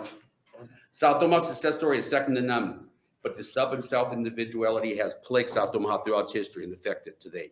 There is no better investment in Omaha that would be guaranteed a substantial return than South Omaha. Its history, people, and traditions have always and will always be a positive impact on Omaha and Nebraska in general. Thank you. Thank you.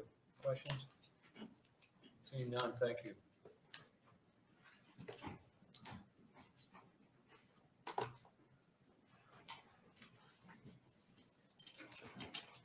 Good afternoon. Afternoon. My name is Marcos Mora. Marcos, M-A-R-C-O-S, last name Mora. And today I'm testifying on behalf of the Casa de la Cultura, a cultural arts organization and nonprofit group that operates our two festivals, Fiestas Patrias Omaha and Cinco de Mayo Omaha, that are located in the heart of South Omaha along historic South 24th Street. And in 2020, recognized 100 years of Mexican festivals in Omaha, Nebraska. You know, it was always a joke when we'd travel to Chicago or East Coast, West Coast, and say, Mexicans, Latinos in Nebraska, what? You know, they just don't believe it. And to signify this, that we had 100 years of Mexican festivals of rich cultural history here in Nebraska is really remarkable. I'm here today on behalf of the organization to ask you to support LB 1238 that would allocate $50 million, much needed, into the South Omaha economy. In 2019, that was a great year for South Omaha. There was a lot going on. The festivals were just vibrant. According to the Omaha Police Department, we were ranked, and we were the biggest, largest festival event in Omaha. We're actually the largest Cinco de Mayo festival, top 5 in the country. We've definitely put our mark here in Omaha, Nebraska, to signify that we've done something remarkable. And 2019 was an incredible year, but then we hit COVID 2020, and it was devastating. Everything was, no one knew what to do, right? South 24th Street, if you go down there, it was vibrant. And then when you look at 2020, it was dead. There was nothing going on. Families were hurt. And, you know, when we came to Cinco de Mayo in May, the press says, what are you guys going to do? We didn't know what we were going to do because this is something new and we didn't know what was going to happen. And I did an interview with the owner of La Michoacana on 24th Street, and his place, there was nobody in it, but we still did, you know, the interview. And 2 months later, that individual was gone. He died. He died from COVID. He kept his business open and he tried to survive because he had nothing else. He just had his business. And that's what a lot of the businesses in South Omaha have. They just have that livelihood. And we've seen, and that's why that statistic is so high, because we have to keep working for our families. We have to keep our businesses open for our families. And that's been really, really hard. Now we're in 2022. We're still facing that economic hardship. So today we have a difference that we can help this community survive. And they're still working hard, but unfortunately, Omaha is kind of a have and have nots. The haves have the money, they have the resources, and they're the other ones that the have nots, they don't. And South Omaha is one of the most underfunded areas in Omaha. We're the have nots, you know, and we just keep working hard. And today we can make a difference. Our Cinco de Mayo Festival had, at one time in the peak, generated $7.5 million back into the economy. We have people coming in from 6 surrounding states with 250,000 people coming. And that's a lot that generates back into our community. It's a great thing. Are we back there yet? No, we're not. We have a long ways to go. So I would appreciate anything you can do for South Omaha. It would be well appreciated. Thank you very much. Thank you. Questions? Seeing none, thank you very much. Thank you.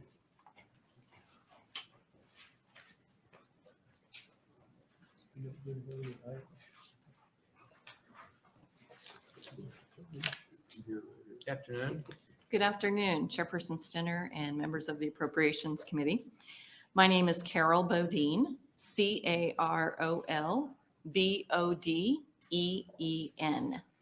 I'm the Director of Policy and Outreach for the Nebraska Housing Developers Association, and our offices are here in Lincoln. I'm here to testify in support of LB 1238. The Nebraska Housing Developers Association is an organization with over 70 members from across the state. Our mission is to champion affordable housing.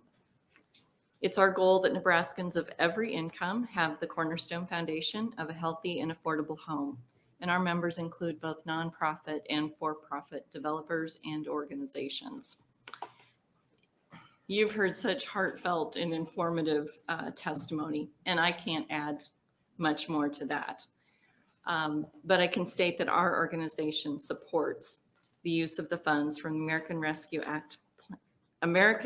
Plan Act of 2021 to help low-income neighborhoods meet the challenges and difficulties that have occurred as a result of the COVID-19 pandemic. The public and private entities within qualified census tracts will be designated as eligible for benefits. These areas, by definition, include a majority of households with incomes below 60% of area median income. We're encouraged that a portion of these funds will be used to address housing and homeless needs in these areas. The ability to obtain decent, affordable shelter is the foundation of a strong family, a strong community, and a strong economy. Please advance LB 1238. This investment will grow and it'll have a long-term impact. Thank you. Questions? Seeing none, thank you. Thank you.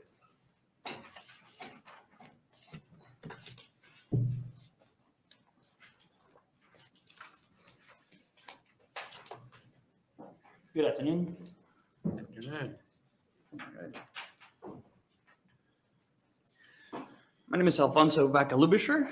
I am the research coordinator for Voices for Children in Nebraska. Senator Stinner and members of the Appropriations Committee, all our children deserve every opportunity to thrive regardless of circumstances, they are born in. And I think we believe this as Nebraskans and as Americans. Unfortunately, in Nebraska right now, access to opportunity is often determined by the zip code in which the child lives. Voices for Children supports LB 1238 because it would be a historic investment in a community that we have underinvested in many years, as we have heard before.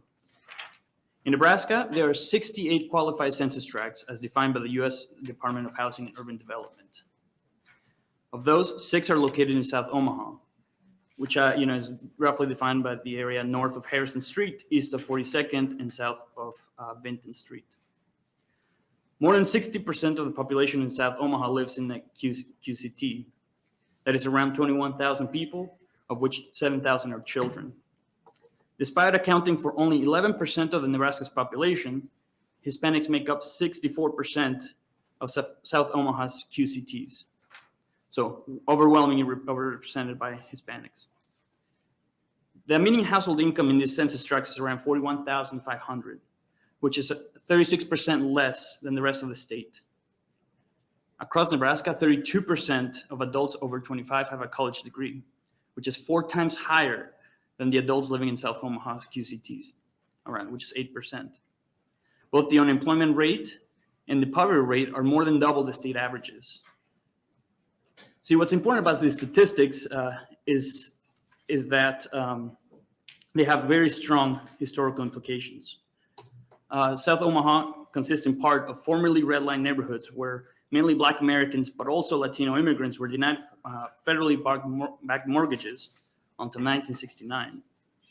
And all those red line neighborhoods in South Omaha are now located in QCTs. And another important thing to note about the statistics is that they're based on data collected before the pandemic. While there's no current data that exists to depict how the post-COVID-19 experiences of families and children living in these QCTs, it is a fact that these communities went into the pandemic with pandemic-like outcomes and making them such a vulnerable to the ongoing health and economic crisis. The federal funding currently available is an opportunity to make the transformative investments in the next generation of kids in South Omaha and make progress towards making Nebraska a place where opportunity is no longer defined by zip code. We hope that along with the significant investment, the legislature will also work towards policy reform that eliminates structural barriers to opportunity that exist for families based on race and income. We urge the committee to advance LB 1238, and thank you. And I think I forgot to spell my name. Is that correct? Thank you. Thank you.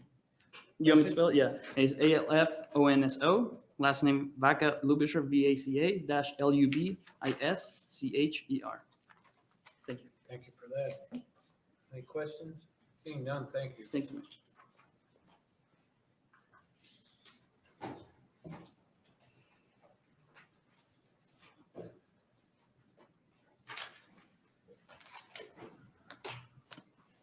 Good afternoon and happy Valentine's Day. My name is Stan Odenthal. It's STANODENTHAL.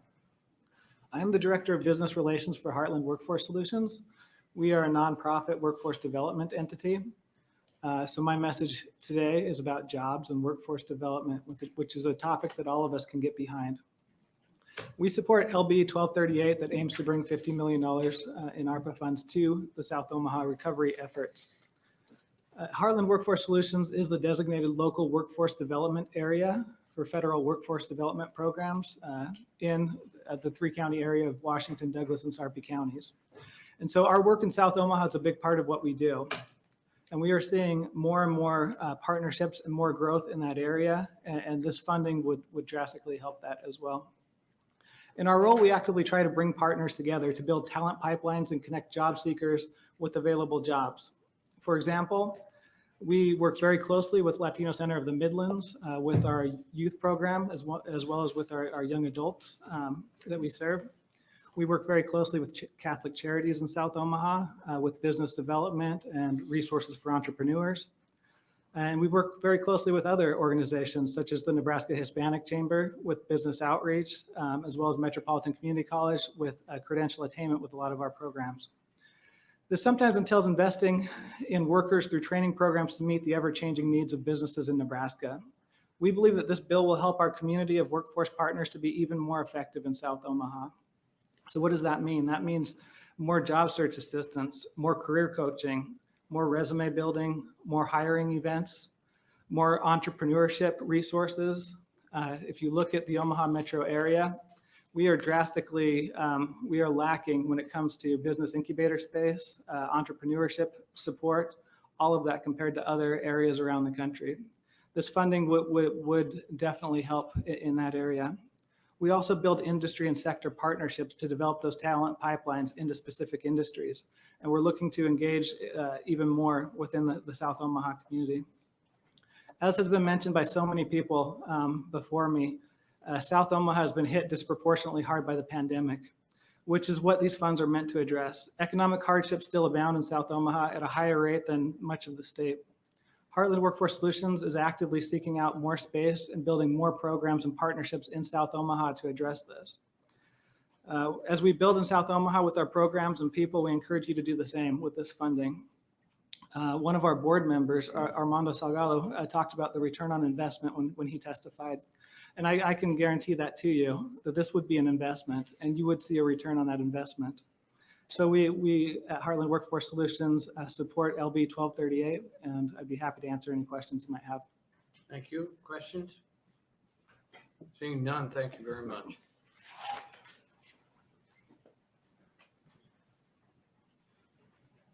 Any additional proponents? I knew we couldn't have run out of it. Right?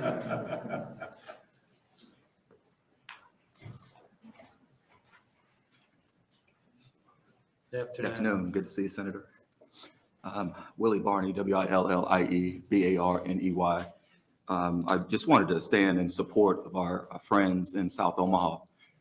As been stated, South Omaha is a strong community doing great things, but it's been hard hit by the pandemic. And we stand in support of the legislation that's been introduced by Senator Vargas. And just wanted to say that investing in South Omaha, there will be a great return. There are good businesses, and it helps the entire state because it generates tourism. 24th Street connects north and through Midtown through to south. That tourism brings dollars. It brings shoppers. It brings people that stay overnight. So impacting in North and South Omaha, it's been shown that it will impact the economic activity of this community by over $4 billion. So it is a high level of return, strong people doing great work and looking, as been stated, to support East Omaha and specifically in this case, South Omaha. So we stand in support of that, and we look forward to the senators appropriating funds to help South Omaha move forward. They have been incredibly hit hard by this pandemic. We recognize that, and we stand in support. So thank you for your time. Thank you. Questions? Seeing none, thank you.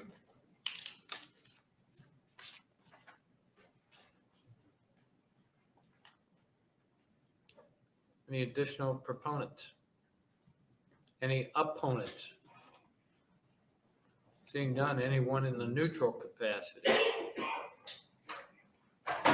Seeing none, would you like to close, Senator Vargas?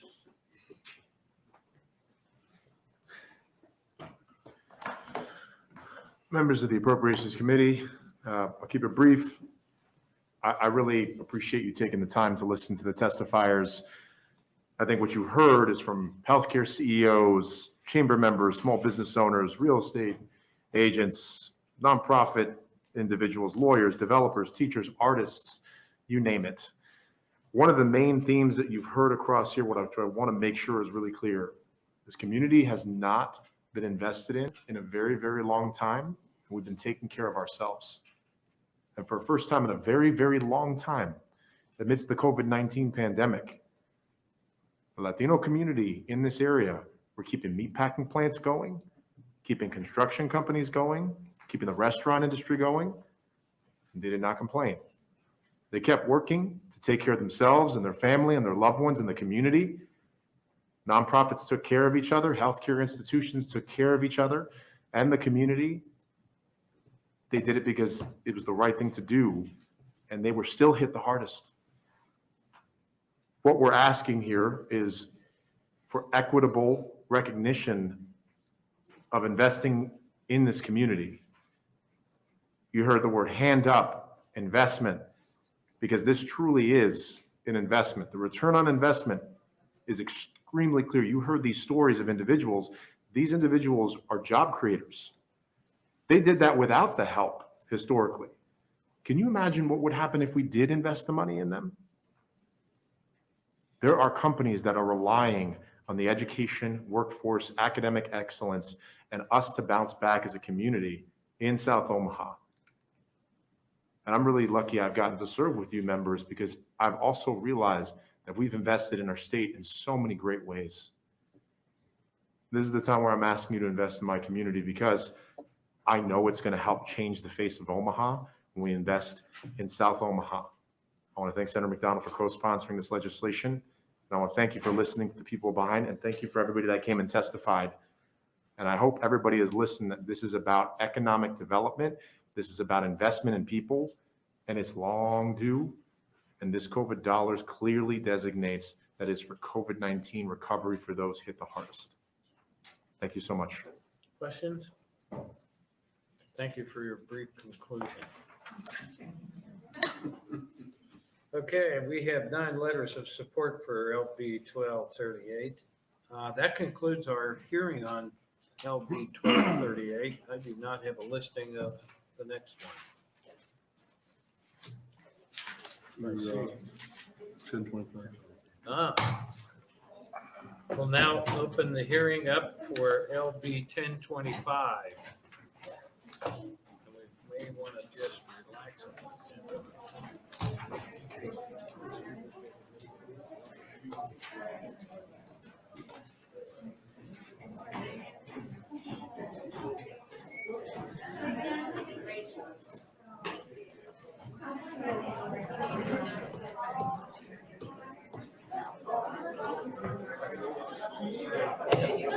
Sir. Let's say Saldana. No, let's wait.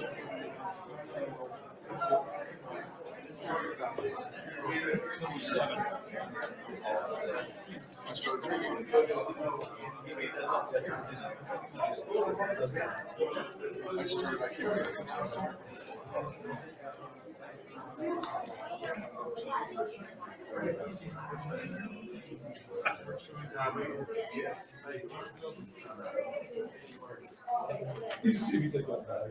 Sit down and give me a spell. There's some shovel ready.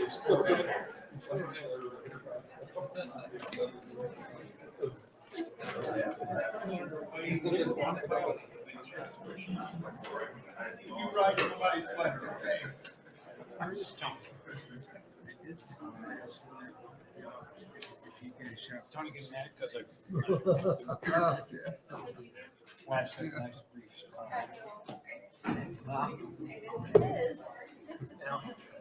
Senator Wayne, it's good to see you. These guys all have talked highly about you, Senator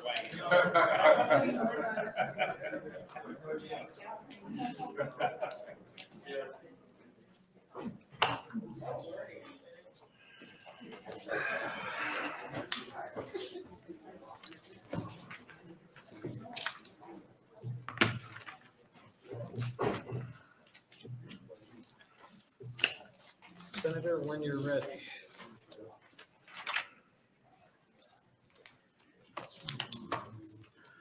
Good afternoon, Chairman Stinner and the Appropriations Committee. My name is Justin Wayne, Justinwayne, and I represent Legislative District 13, which is North Omaha and Northeast Douglas County. Today, I want to start off by posing a question. What if there was a federal program that set aside $1 billion and said within that program that we want to make sure rural Nebraska, i.e. farmers in particular, were to receive this money? And how the federal program worked is it prioritized rural small farmers. And it said that if you give farmers money, no matter what they do, it's already deemed eligible. And we really want farmers to have this money so they can build resiliency on their farms, so they can overcome any new crop drought that might come. But yet, the body took this appropriation or dollars of $1 billion and moved 80% of it to Omaha and Lincoln. Would that sit well with this appropriation committee, knowing the purpose behind the federal dollars? Well, what the North Omaha plan is designed to do, and what we're going to talk about today, is to ensure that the federal program for ARPA, which is heavily focused on and incentivized to qualified census tracts, is where those dollars should go from this committee. If it was a farm program, like I said, this committee in no way would let Omaha and Lincoln take 80% of it. And what I hope today I hear from this committee, that 80% of the ARPA dollars are going to make sure to go to qualified census tract, because that's truly what the federal government is telling us to do through its incentives and through its own prioritization. So a little bit about the North Omaha plan, and thank you for those who attended the briefing. I'm going to quickly kind of go through the slides that are in front of you to keep it simple. This is a pro-business plan. We are not looking for a handout. We are not looking for charity. We are looking for an opportunity to demonstrate that our community can build within itself the resiliency to where when the next COVID happens or something similar, we won't dip, we won't need to rebound, because we'll be just as strong. The first thing I want to point out is what Chief Schmatter said in LB 1024, which kind of sums up the entire plan, that he would rather have 1,000 jobs strategically placed in North Omaha than 1,000 additional police. Because a true way to prevent crime and a true way to lift the entire community is through jobs. The qualified census tracts are not just in North and South Omaha. There are qualified census tracts in Hastings, Norfolk, South Sioux City, but the purpose and the incentive of this program is qualified census tracts. So I'm gonna talk a little bit about the needs of North Omaha and make sure we have those clearly on the record if ARPA funds ever got litigated. As far as the business impact of COVID, December 5th, 2021, 55% of the local businesses and small business continue to report large to moderate negative effects from COVID. That reality is exacerbated inside of North Omaha due to not only the pandemic, but the disinvestment that we had throughout the last 50 years to 100 years.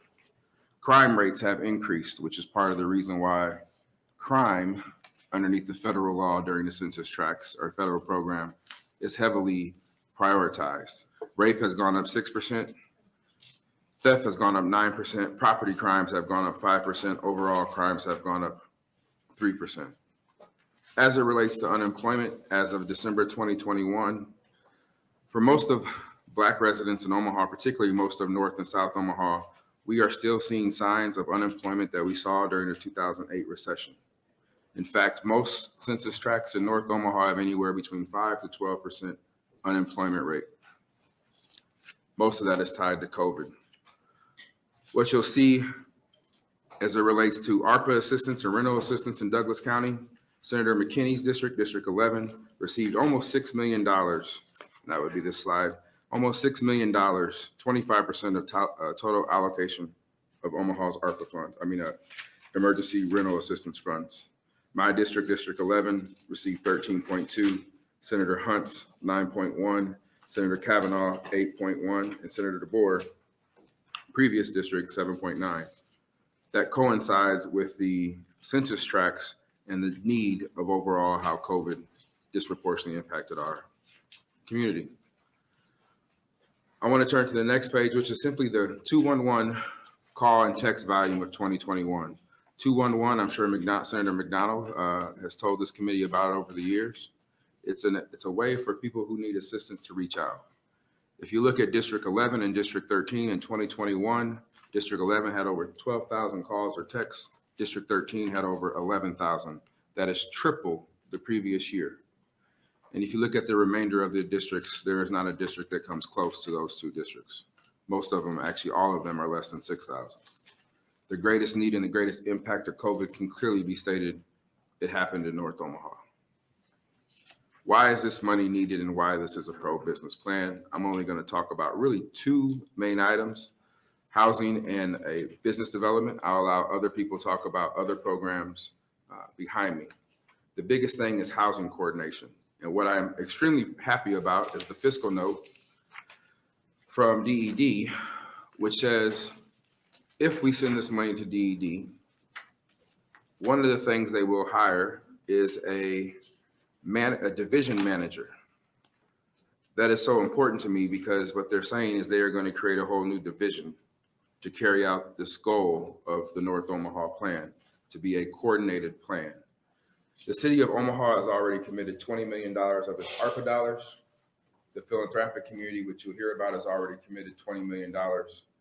We have not committed anything that is coordinated. If we go through the typical housing grants that we go through, it will not be a coordinated effort. And in fact, it'll be piecemealed, which will destroy the whole reason behind this process. With DED proposing a division or going through the committee that I in 1024, we can create a coordinated process through a RFI, RFQ, and RFP process. There is a question that's continued to be asked is, could we build it? Do we have enough contractors? Do we have enough supply? The answer is yes. It's really simple. One nonprofit, this is part of the RFI process, one nonprofit right now has 457 buildable lots. Out of that, if money wasn't an option, they could only build 391 with their current workforce. By having a coordinated approach to solving, a holistic approach, not just coordinated, to solving North Omaha's problems, we could literally buy the other 100 lots and turn them over to the private market to develop, who have their own contractors, who have their own developers and their own architects to get it done within the time frame we need it to be done.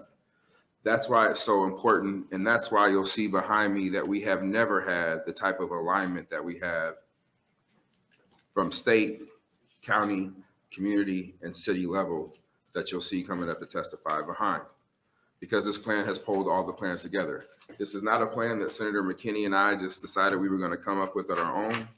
In fact, North Omaha has been overplanned and overstudied for the last 40 years. But you can find a plan every 3 years that's supposed to address these issues. All we did was spend a month reviewing all the plans and taking the best from each one and putting them into one plan. The issue has always been alignment and dollars. And this year we approached this committee saying we have both the dollars and the alignment. One example of the alignment is on this slide where the city of Omaha every year puts in roughly $1 million in both of these programs. One's a rental rehab program. One is a owner rehab program. The purpose of that is to fix their exteriors of their homes. And if there's a rental property, fix their exteriors too. So it's almost like you have to pay it up front and they'll reimburse you for your expenses a certain amount. And they also serve the same area that we serve. By combining our dollars with the city dollars, we can leverage this program to turn around an entire neighborhood. So as we build new houses and buildable blocks and buildable spaces, the house that is sitting there that is weathered with time of 40 years, we can also use these dollars to leverage to build that house up to code and make that house fit into the new area. So we're not driving people out, but we are aligning. A second one that I want to discuss is the Airport Park District. Again, this is not a Justin Wayne idea or a Senator McKinney idea. In fact, Mayor Suttle ran on this idea and lost because he focused on Iowa a little too much more than he did the Omaha Airport, I think. My point is this project has been on the shelf for years.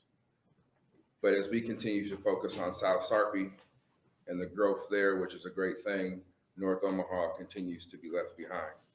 And in fact, the one on the left is something I handed out in 2018 when this committee appropriated $175,000 for a study of Highway 75 that runs through North Omaha and Florence and possibly getting down the road of building a bridge across 16th Street. That study is currently underway by MAPPA. They've held two hearings in the last 2 months. They are compiling the data points. And to let you know, one of the data points, Senator Stinner, is that little red line you see right here is Highway 75. There's about 1,800 trucks going through there a day. So there has to be an alternative. And that was the result of this appropriation committee funding the idea of doing a study. And that study is yielding results. But this fits right into where we're going today. Somebody from the chamber will talk about behind me, direct impact on the airport, 468 jobs. That's over $818 million generation of income and economic activity generated in this area that once it's fully built out. The problem with housing in Omaha is that we do a lot of affordable housing, but we're focusing on the housing piece and not the job piece. And what we saw through all these plans is that while we build homes, people can't live in them unless we don't create the jobs next to where they're working. So that's why this airport park is so important to us. The first phase will cost $60 million. The second phase will roughly cost another $60 million. The city of Omaha has committed to doing the sewers and roads and site readiness through their sewer bonds and through other funding mechanisms. My point is there's alignment. This is the opportunity to strike, where we can fundamentally transform a community that has been begging for the opportunity just to compete fairly. Now, why is this important to everybody? It's important to everybody because there's this notion among a lot of people on my aisle and a little farther left than I am that America isn't working for everybody. America's not working for those who are struggling to get a leg up, that they continue to have to work 3 jobs just to stay broke. And that's why you hear a lot of talk of socialism. That's why you hear a lot of talk of big government. because they don't have any other answers. They get up every day and see a letter from PEI saying, if you build it, we will be there. We will create 50 high-paying jobs tomorrow, and yet we can never get the investment. But we do get it everywhere else. We get a lot of investment in other parts of this town and other parts of this state. We're looking at $15 million for a beef packing plant. I'm fine with that. I think we need it.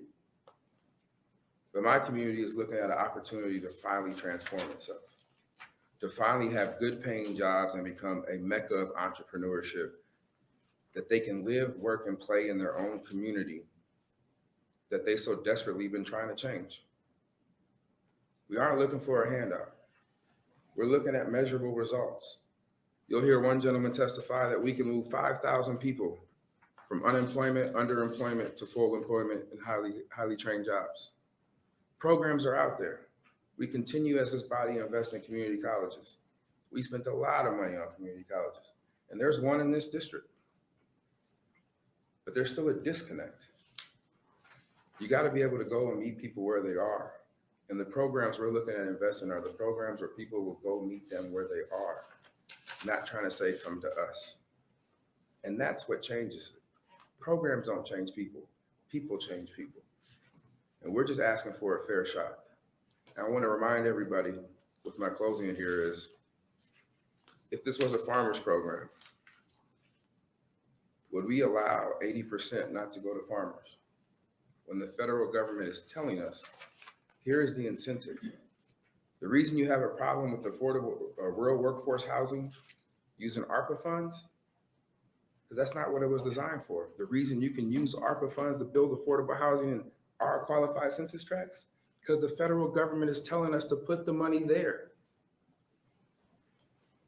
That is the clearest distinction.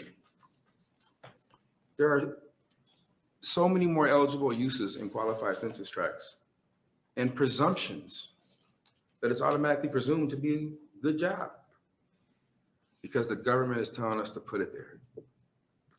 And it would be a disservice if we don't put 80% of what the federal government is begging us to do to build these communities into qualified census tracts. Thank you, Mr. Chairman. Seeing none, thank you, Senator. I also handed out our North Omaha plan. I would tell you to read it. It's a lot of data in there, and I wanted to make sure to have both of those a part of the record in case there's a lawsuit. Thank you. Thank you. I will be back for closing. Proponents, please.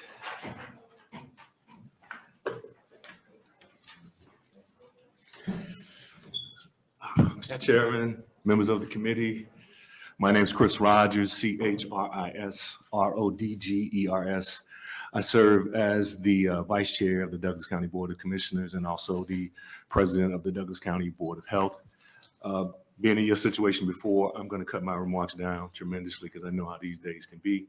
But I want to say first on the record, I want to thank Senator Wayne, Senator McKinney for the plan that they put forward and the bold ambition that's in it, and say that depending on where it goes funding wise, I would advocate for you to just work consideration for those of you all that aren't term limited to be on the shelf for serious consideration in the future.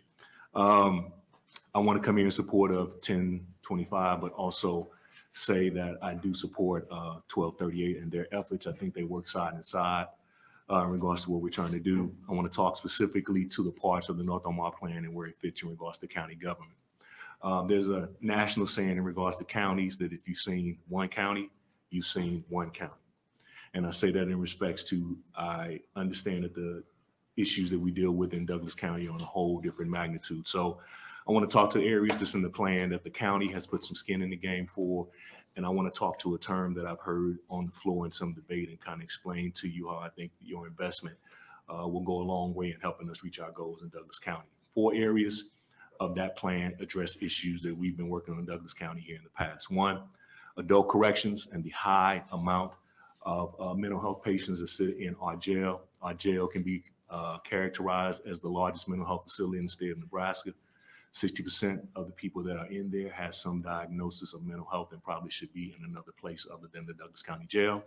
Also, I want to talk about juvenile justice and the efforts that we made in that respect and the related services. We put a substantial amount of effort there and are continuing to make long-term investments in that area, particularly public health. We all felt the effects of that and the effect that the coronavirus has had in Douglas County.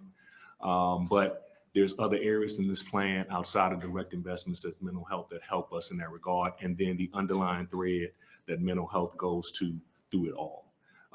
Let me just start with mental health and saying that the county, out of the ARPA funds that it's had, our first 55 million that we've had have probably spent in these certified census tracts that are noted here somewhere of close to $5 million with the potential of another 6 to 10 that could be directly there. Indirectly, from the next tranche that we get coming down in May, we are going to put down 50 million in mental health. And when I say mental health, I don't mean chronic mental health, which is long-term beds and things like the state, but in increased community-based mental health. We feel that's going to benefit us in regardless to the growing concerns that will happen mental health wise that the pandemic may leave behind. It helps us get at the mental health issues that are in our adult jail, and it helps us get at some of the growing youth mental health issues in the juvenile justice area. Particularly in regards to public health, I want to advocate for the affordable housing piece. Since the coronavirus has come about, the health department has stood up a public health line, a direct line that has additional information in regards to, in addition to 211.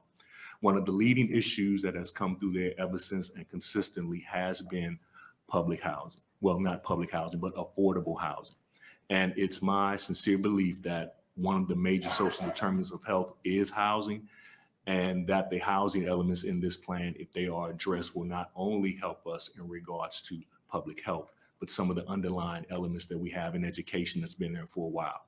That initial investment will help us in regards to solving some of the mobility rates in education and things that are going around in that respect. Also, additionally, the mental health aspects that come down and that spread throughout, the increased investments that we're going to have in mental health hopes that the work that we've done in juvenile justice and right now trying to reduce our population. Right now we have about 57 kids in there. 25 of them are serious offenders, and that's usually the point that comes. There's another half or so that are sitting there, 12 or 13 are sitting there in respects to double issues with juvenile justice and the child welfare system, which is in the state's hands. We believe that increased investments in the mental health piece will help us get the numbers down there and get those kids that aren't serious offenders in the treatment that they need, and also help us budget-wise. A kid is $300 plus a day sitting there when they can be in some treatment, and it can be for a lower level care and cost in some other places. So with that, I'd like to just advocate on behalf of the efforts, and I thank you all for your consideration. Thank you. Questions? Seeing none, thank you all. Next proponent.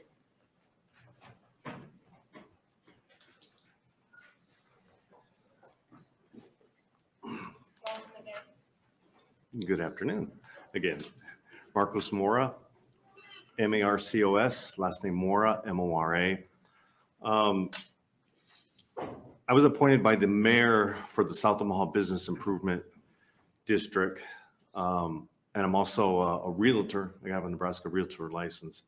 And I tell you that because we were recently working on a property down North Omaha. And we were working on that, we got a chance to kind of go out and check out some of the corridor. And really, when I look at South Omaha and North Omaha, again, you see the effect that it's had, going out to a restaurant. There's just a limited amount of, income out there, and you don't see the same vibrance as we did before when we look back, and now that we look at this time period. And like South Omaha, North Omaha, we have the stigma that says South Omaha and North Omaha are dangerous, and this hurts our economy. It's like we have beautiful families, and I know North Omaha has a beautiful culture. They have a lot of history, a lot of beautiful history. And I would like to see nothing more than to see this bill pass in support of North Omaha. North Omaha has so much potential. It's a large array of area, but we need, again, that influx of assistance for North Omaha. And I believe it can be vibrant again, just like South Omaha. So I'm here today to say, please support North Omaha in this bill. Thank you very much. Thank you. Any questions? Seeing none, thank you.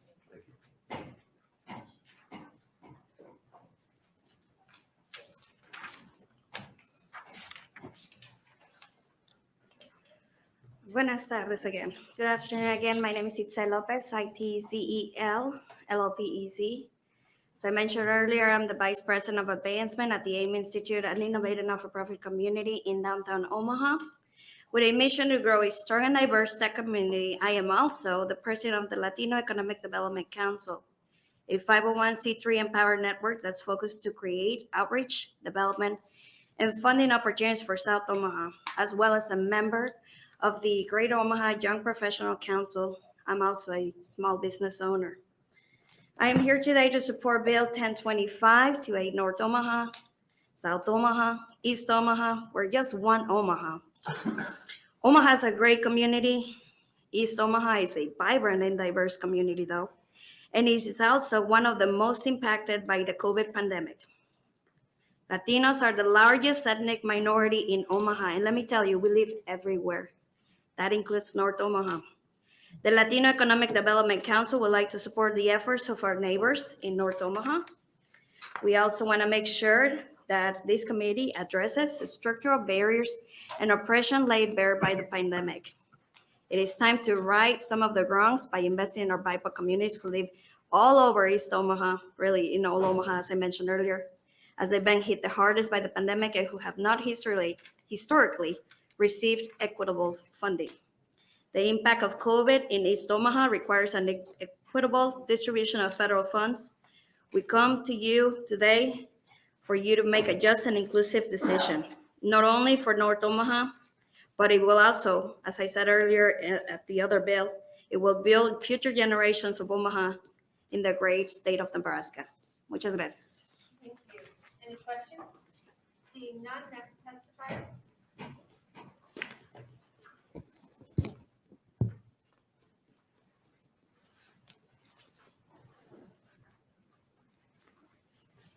Good afternoon. Hope you can hear me okay. I've been known to be a little loud, so I apologize.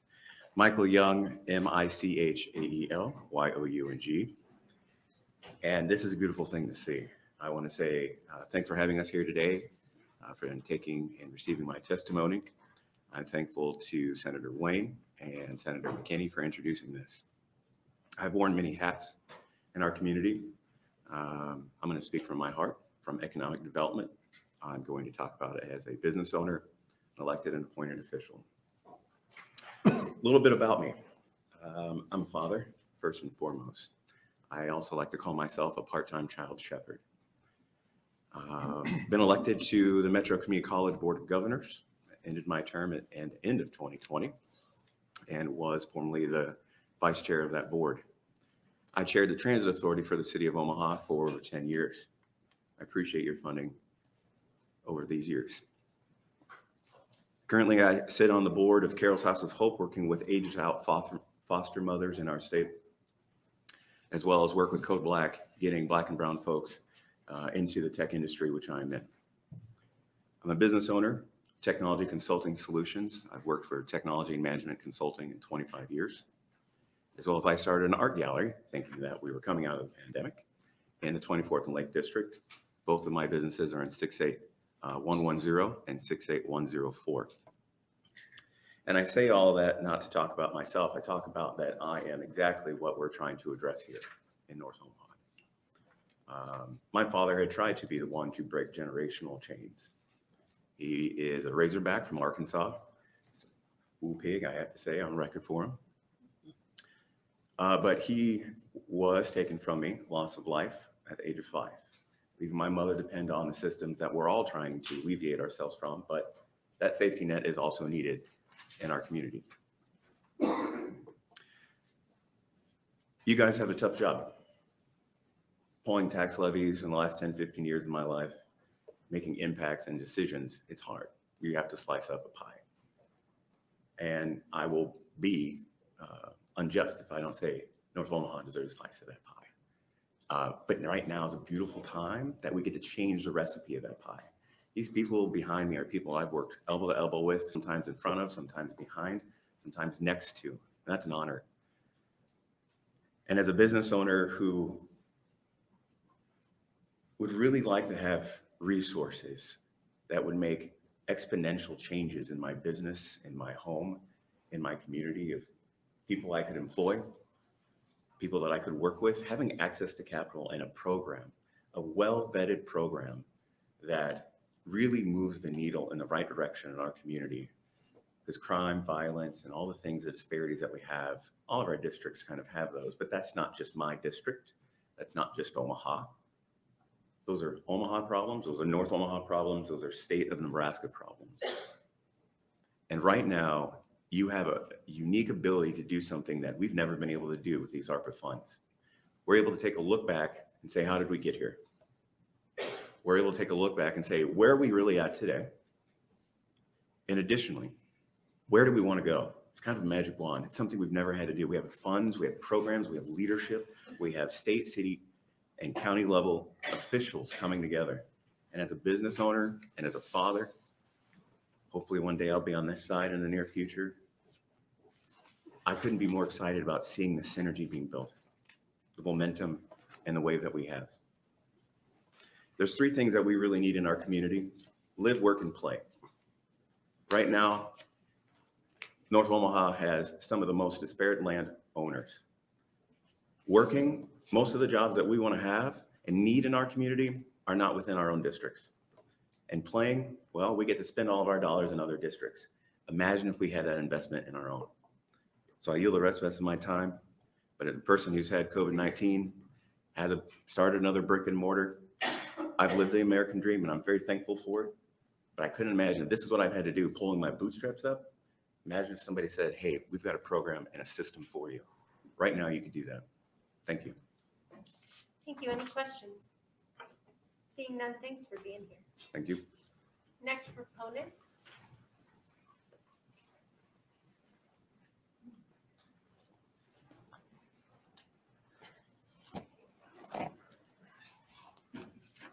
Good afternoon, again, members of the Appropriation Committee. My name is Sheree Thomas, Sheree, S-H-E-R-I-E, last name Thomas, T-H-O-M-A-S. I am an acting deputy chief with the Omaha Police Department, and I am here on behalf of Chief Todd Schmatter and the Omaha Police Department in support of LB 1024. And as I previously stated during my testimony for LB 1238, the American Rescue Plan Act provides an extraordinary opportunity to provide funding to address specific needs in North Omaha. We all have been impacted by the COVID-19 public health emergency. The passing of this bill would provide necessary and needed funding. The public health emergency has had an excessive negative impact on unemployment, wage losses, homelessness, and food insecurities, especially in the North Omaha community. The Omaha Police Department has been intentional in working with organizations throughout North Omaha in addressing crime and public safety. There is more work to be done, and funding would allow entities to address some of the root causes of crime, such as or underemployment, poverty, affordable housing, and education. Chief Schmatter has previously stated that the greatest opportunity to address quality of life and crime reduction is to address root causes. And I know Senator Wayne spoke about his quote that he said previously about the jobs, but I'll just also state it again, that he would rather have 1,000 jobs strategically placed in the right part of our city to affect poverty that would reduce violent crime far more than 1,000 police officers. So in closing, I would just like to say the Omaha Police Department is in support of LB 1025, and I would like to thank you all for your time to testify in front of you this afternoon. Any questions? All right, Seeing thank none, you. thank you. Thank you for your service.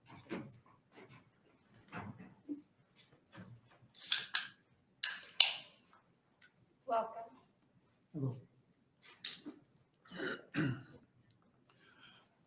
Leo Lewis, Leo, Louis, human first. First, want to say I'm in support of LB 1025. And before I get into this, my title, I'd like to tell you a human story, just real quick. So I'm born and raised in Omaha, Nebraska, single mother, poverty, North Omaha. Survived, luckily, the different environments that I had to navigate, police encounters, gangs, etc. Graduated Omaha North High School and still spent a stint on the street. I did get employment at 16. I continued to keep a steady job, but I had a lot of people around me who were negative influences. Those influences almost got me a felony gun charge. Luckily, the individual who had the gun actually took ownership of it, and I was able to get a second chance. That second chance landed me in a technical college, which was a private college, and it didn't yield out to be good for me because it was one of those college scams where they call themselves a private college and they charge you a bunch of money, and then you try to fill out the paperwork to get more funding, and they say, we don't have it, and you got to pay us out of your pocket. And I couldn't do so, so I had to drop out of that college. Only spent about a year there. Meanwhile, I ended up having a little brother who went to jail on a robbery charge. I hope to get him out. And after a number of crazy incidents, I happened to survive a shooting and a car crash and decided that I needed to change my life. Found a religion that helped me do so and continued to go to church. Found a beautiful woman who decided that I was fit enough to marry and got married. We got married very young. She had 3 children already. She had had her first child at 13. We raised 3 children, graduated all 3 of them, been married for 17 years at this point. And throughout that time period, in about 2007, I decided that I wanted to change the lives of other young men so we didn't have those problems again. We had Sunday meetings every Sunday. We'd meet at 4 o'clock, and I ran into some very great individuals such as Willie Barney, who's here, Roy Davenport, and others in the community, Ben Gray, et cetera, who saw what we were trying to do to change young men's lives and decided that they would support us. We started a gang intervention program. I became a gang interventionist. After that, I saw that many of these men were unemployed in North Omaha, so we started to grow food at community gardens. We did urban agriculture. I established about 12 community gardens with the help of the Omaha Community Foundation and other organizations who found us, and then continued after that work to work for North Star, which is an organization that supports young men right now and exists on 52nd and Ames. And that organization hired me as the agriculture coordinator. I built a half-acre garden on 48th and Ames. I had individuals who were on probation, who were from North Omaha, who would come through there and help me move physical bricks, stones, and we built a half-acre garden into the hillside. I duplicated that effort in 2018 for the Malcolm X Memorial Foundation, who I happened to meet in 2010. The Malcolm X Foundation didn't have an actual physical building, but they did have ownership of approximately 9 acres of land at that time. And they wanted a community garden, so I helped them build a garden too. I was able to luckily hire 5 young men from North Omaha, 2 in which had felonies, and we successfully curated some more gardens in North Omaha, attempting to create employment for young men. Now, I myself had a very serious passion about that and still do to this day, because I believe that we can do for ourselves and change for ourselves. And this is how I discovered the teachings of Malcolm X, even though I was a Christian at the time. And so I started to affiliate myself with the Malcolm X Memorial Foundation. I got so heavily involved that I was able to curate a number of town hall meetings, work with thousands of individuals from North Omaha, hosted hundreds of individuals in rooms to talk about problems and help solve those problems within North Omaha at the Malcolm X Memorial Foundation. In 2019, we lost our board president because of some politics, so to speak. And I ended up becoming the board president of the Malcolm X Memorial Foundation. So today I sit before you as the board president, or serving as the board president of the Malcolm X Memorial Foundation, and a serious community advocate and organizer. And what I'd love to see is that I have an assumption that you all are here to make the right decision and make sure that those funds get appropriated as they are outlined in the North Omaha Recovery Plan. And I would hope that you would support the North Omaha Recovery Plan because it would explicitly support the Malcolm X Memorial Foundation and the work that it does, and people like myself who are there to change the lives of individuals in North Omaha who have dedicated over a decade, like myself, to that type of work. That's all I have to say. Thank you. Questions? Senator Hilton, you work with the Abide Ministries as well? Abide did approach us in 2020, but I have not had a chance to meet with Mr. Dosler, who I was supposed to schedule a meeting with. He's just been a busy man. It's not on our side. Thank you. Thank you. Additional questions? Seeing none, thank you very much. Thank you.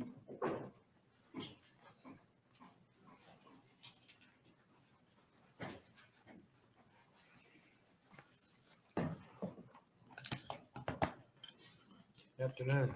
Good afternoon. Good afternoon, Chairman Skinner, and members of the Appropriations Committee. My name is Anthony Conner, Anthony Conner, President of the Omaha Police Officers Association. I have served the citizens of Omaha for nearly 22 years as a police officer. For 18 years, the majority of my career, I patrolled the same North Omaha neighborhoods where I was raised. What I can tell you from my experience is that most police officers quickly realize that we will never arrest and incarcerate our way out of the systemic problems facing North Omaha. Police officers know this because of the nature of our job. We find ourselves in situations where ordinary people run out of moral and legal options to solve their problems, and we connect daily with citizens who are victimized by choices of others. We respond to those who have buckled from the stress caused by generational poverty, food insecurity, homelessness, mental illness, and drug abuse. Under my leadership as president of the OPOA, we have renewed focus on preventative and restorative measures to help address the root causes of crime and the years of neglect in North Omaha. We have financially supported the Center for Workforce Development and their Project Reset program. We have supported PACE financially with volunteer hours coaching kids. We have helped Operations Nets and a host of other community service projects. Our commitment to the real and lasting change in North Omaha is genuine. And so I'm here today in support of LB 1025. And while I stand firm in the need of fair and impartial policing, we also realize that with this community, what this community needs most is opportunity. We have a chance with available funds to make an immediate impact. The issues caused by generational poverty, lack of quality education and opportunities, are limited. Economic growth and job creation must be addressed to end the violence and crime that continues to plague North Omaha. The OPOA proudly supports 1025. One more thing I would like to add is the more crime is reduced with jobs, with job creations, the streets are safer for citizens, but it's also safer for police officers. So if you support the police, you support creating jobs for communities like North Omaha that needs them. I'm available for any questions. Any questions? Seeing none, thank you. Thank you. I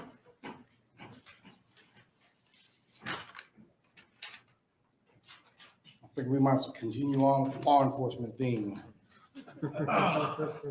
So please do not get me and Mr. Connors mixed up, as people often do. I am the much handsome one.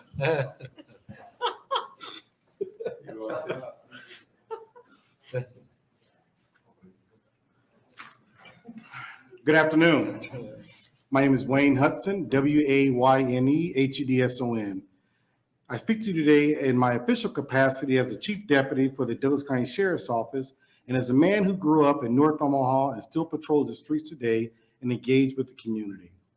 The state of which North Omaha community has been allowed to deteriorate makes passage of LB 1025 not only a moral obligation, but an economic necessity. Because North Omaha has not benefited from the economic development like other parts of Douglas County and the city of Omaha, such as North Downtown, Blackstone, and Mid-City, the infrastructure necessary to support business growth and sustain a thriving community is non-existent.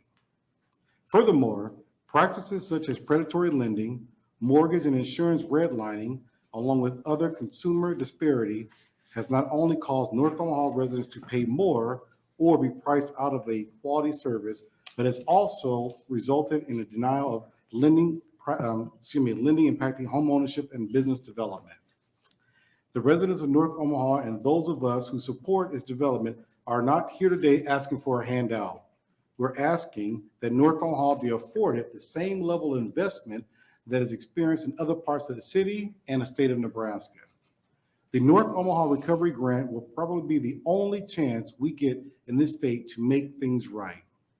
It will provide an opportunity to make significant, long-lasting, and transformational changes on a large scale to our community. These changes will allow North Omaha community to be on par with the rest of the city of Omaha. In the end, we are one Douglas County. We are one community. I would like to add that I do also support LB 1238 for the same reason I've just stated. Give me 2 seconds here.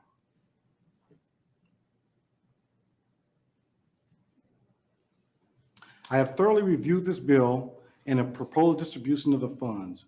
One may ask what can come out about approving the North Omaha Recovery Program.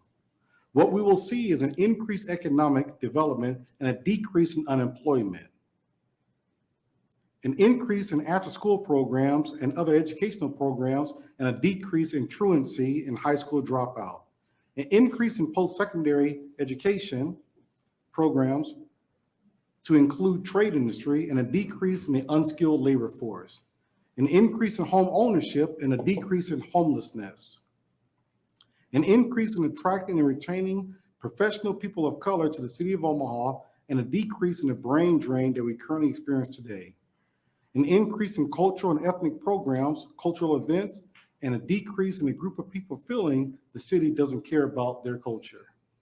Finally, if all I previously mentioned were to happen, you'll see an increase in community engagement, community pride, community activism, law enforcement, community relations, and tourism. I would like to thank Senators Wayne and McKinney for taking this bold step in presenting this bill. It is bold but necessary step, not just for the city of Omaha, but for the state of Nebraska. Our country has made bold steps before with great success. I ask that this bill be voted out of committee, and senators on this committee join Senators Wayne and McKinney in vigorously supporting its passage. Thank you. Thank you. Questions? Seeing none, thank you very much.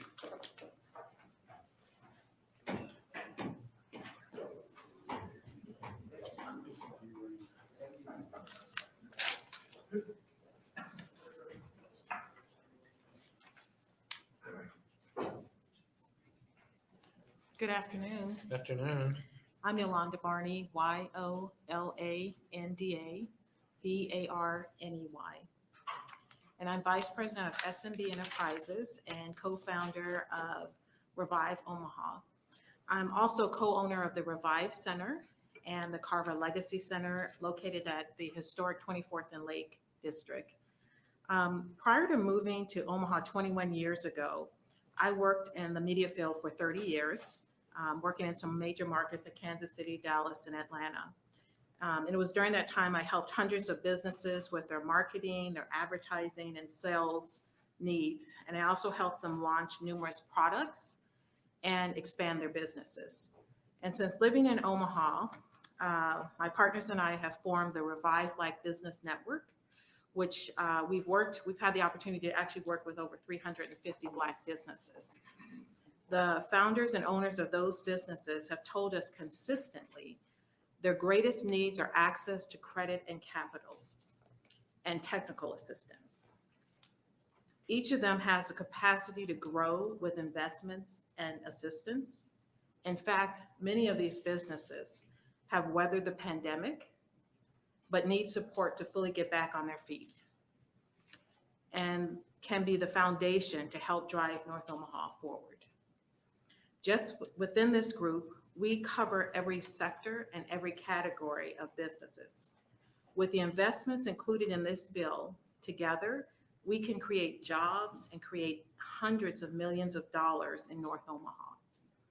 And each of these businesses could hire, if they can just hire just 1 or 2 employees, we could create 300 to 600 jobs, primarily in North Omaha. My partners and I invested in North Omaha, and we launched the Revive Center, which is an event center. It's a marketplace, and it's also a food hub for Blacks in North Omaha cooks and chefs, so they can showcase their talents. Though we had to close our business like most businesses during the pandemic, we did have to close down, especially being primarily an event center.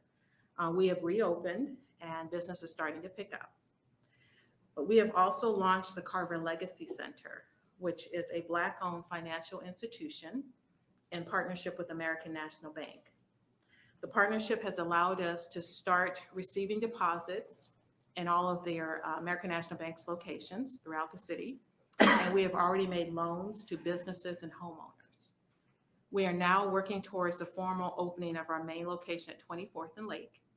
It will also feature a business hub and accelerator, and that was based on the needs of those 350 businesses that said they needed access to credit and capital, and they also need technical assistance. The investments identified in LB 1025 will allow us to accelerate the economic progress in North Omaha through business and home ownership. So as we are moving forward, we ask for your support to do even more. Thank you. Thank you. Questions? Seeing none, thank you.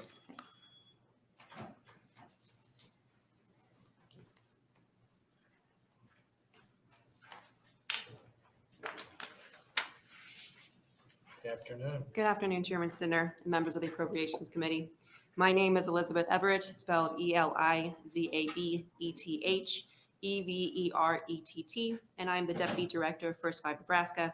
First Five Nebraska is a statewide public policy organization, and we support policies that provide quality early learning environments for all children in Nebraska. I am here today to testify in support of LB 1025 and the child care components of the North Omaha Recovery Plan. The North Omaha Recovery Plan includes efforts to help families and child care providers in the community. Among other items, the plan proposes stipends for individuals and job training programs to defray the costs of things such as child care. And it also creates a forgivable loan program to help sustain and stimulate growth of new and existing child care businesses. First Five Nebraska supports these programs and believes they will have a significant positive impact for the North Omaha community. The child care industry is the backbone to our state's economy. Our working parents cannot fulfill their roles without access to quality child care options.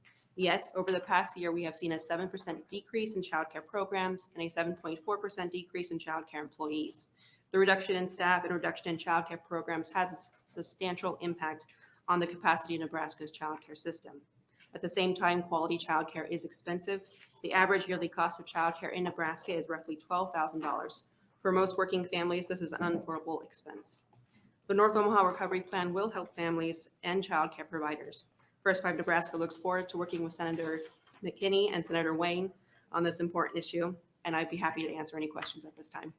Any questions? Seeing none, thank you. Great, thank you.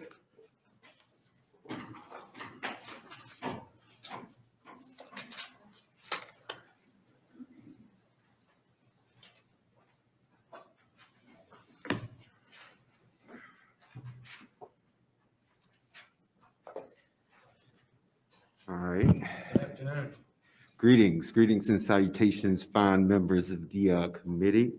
I am Raheem Sanders, RAHEEM, SANDERS. And today I have a question for you today.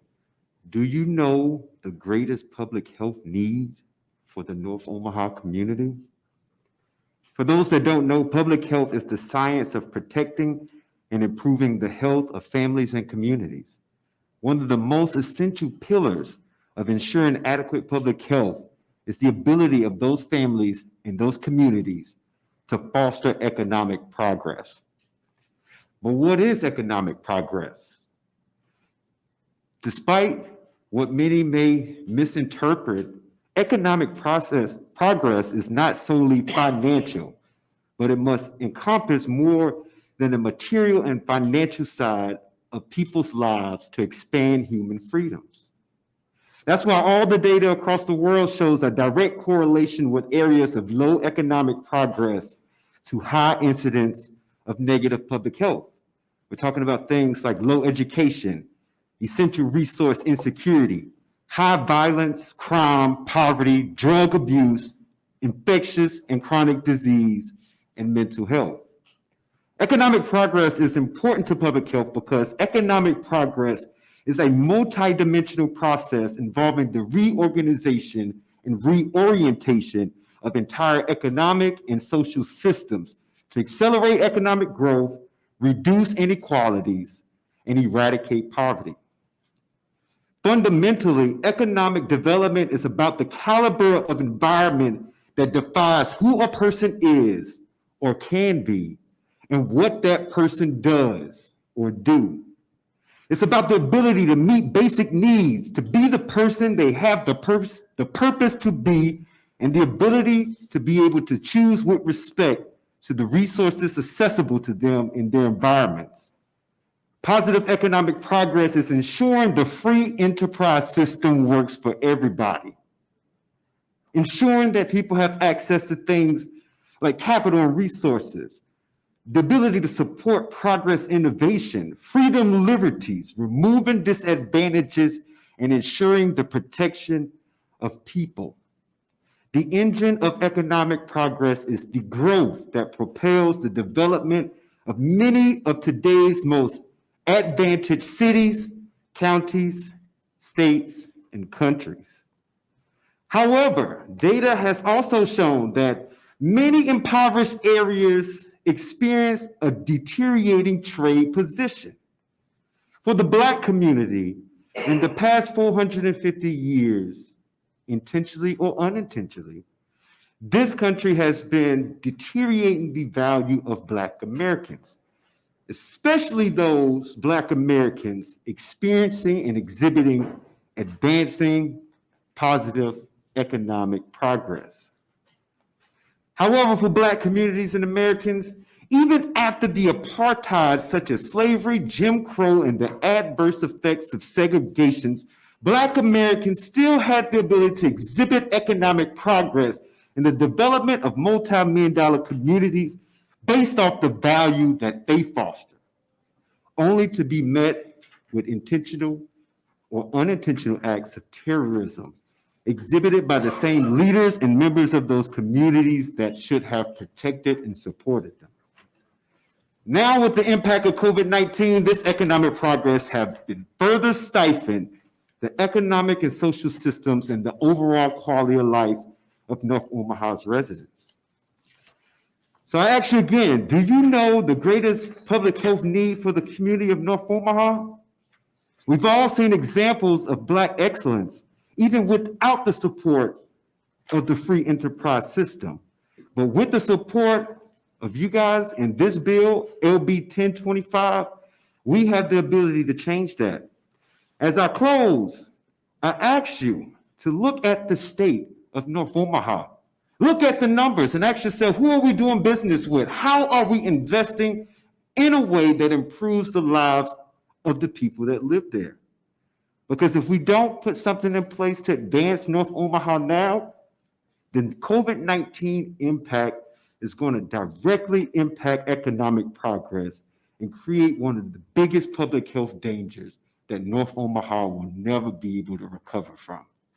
Again, I'm Raheem Sanders. I'm an epidemiologist, owner of PPRP Innovations, and thank you for all of your time. Any questions? Thank you. Questions? Seeing none, thank you. Thank you.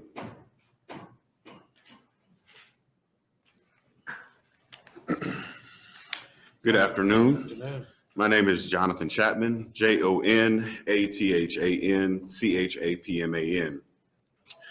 Thank you, Senator Stenner, and the entire Appropriations Committee for the service that you provide to the citizens of Nebraska. My presence with you today is in demonstration of my support for LB 1025. My wife and I, along with our 4 children, live, work, and play in North Omaha. Our children attend school and participate in sports and dance classes there. I am employed in North Omaha and vested as the outgoing board chair of my neighborhood association after serving for 2 years through the pandemic. I also am privileged to lead the Village Zone Pastors and Faith Leaders Collaborative, comprised of pastors and faith leaders of all denominations from across North Omaha who come together to share resources and strategize on opportunities to advance the lived experience of each soul in our community. Over the last 5 years, I have been blessed to pastor a small congregation of amazing people in North Omaha. 79% of our adult membership are small business owners, developing entrepreneurs, or are currently incubating ideas for new businesses. I myself launched a company called Real Quick Solutions in the 4th quarter of 2020 that trains and employs teens in our community to provide virtual event management for businesses and organizations in Omaha and beyond. LB 1025 has been intentionally developed to facilitate strategic investment in needed and necessary areas for my community. The business owners of my church, like those that I speak with all throughout North Omaha, are passionate about providing their services to the community. But even beyond that, they are passionate about the prospect of being able to provide living wage job opportunities. Currently, only one of the business owners that's a part of our church has a business large enough to employ someone full-time that doesn't live in the same home. All of the businesses are desperately in need of guidance and support required to serve and employ more residents in North Omaha. As has already been mentioned multiple times, in order to do this, they need access to capital and to credit, along with the technical assistance that goes to help build quality businesses. The funds available through the North Omaha Recovery Plan will help them grow and expand, resulting in a measurable return on investment through job creation and workforce development. Where the unemployment rate has consistently been higher in North Omaha than surrounding areas, which means less tax revenue and the perpetuation of a cycle of dependence on others, this is not because of a lack of desire within the people to do their part. We don't need you to save us, but we do need you to support the plan that we have to save ourselves. For the last 4 years, I've been actively involved with the community through the Empowerment Network's transformation plan, and am glad to see that many of the key elements and strategies from the community are integrated into the North Omaha Recovery Plan.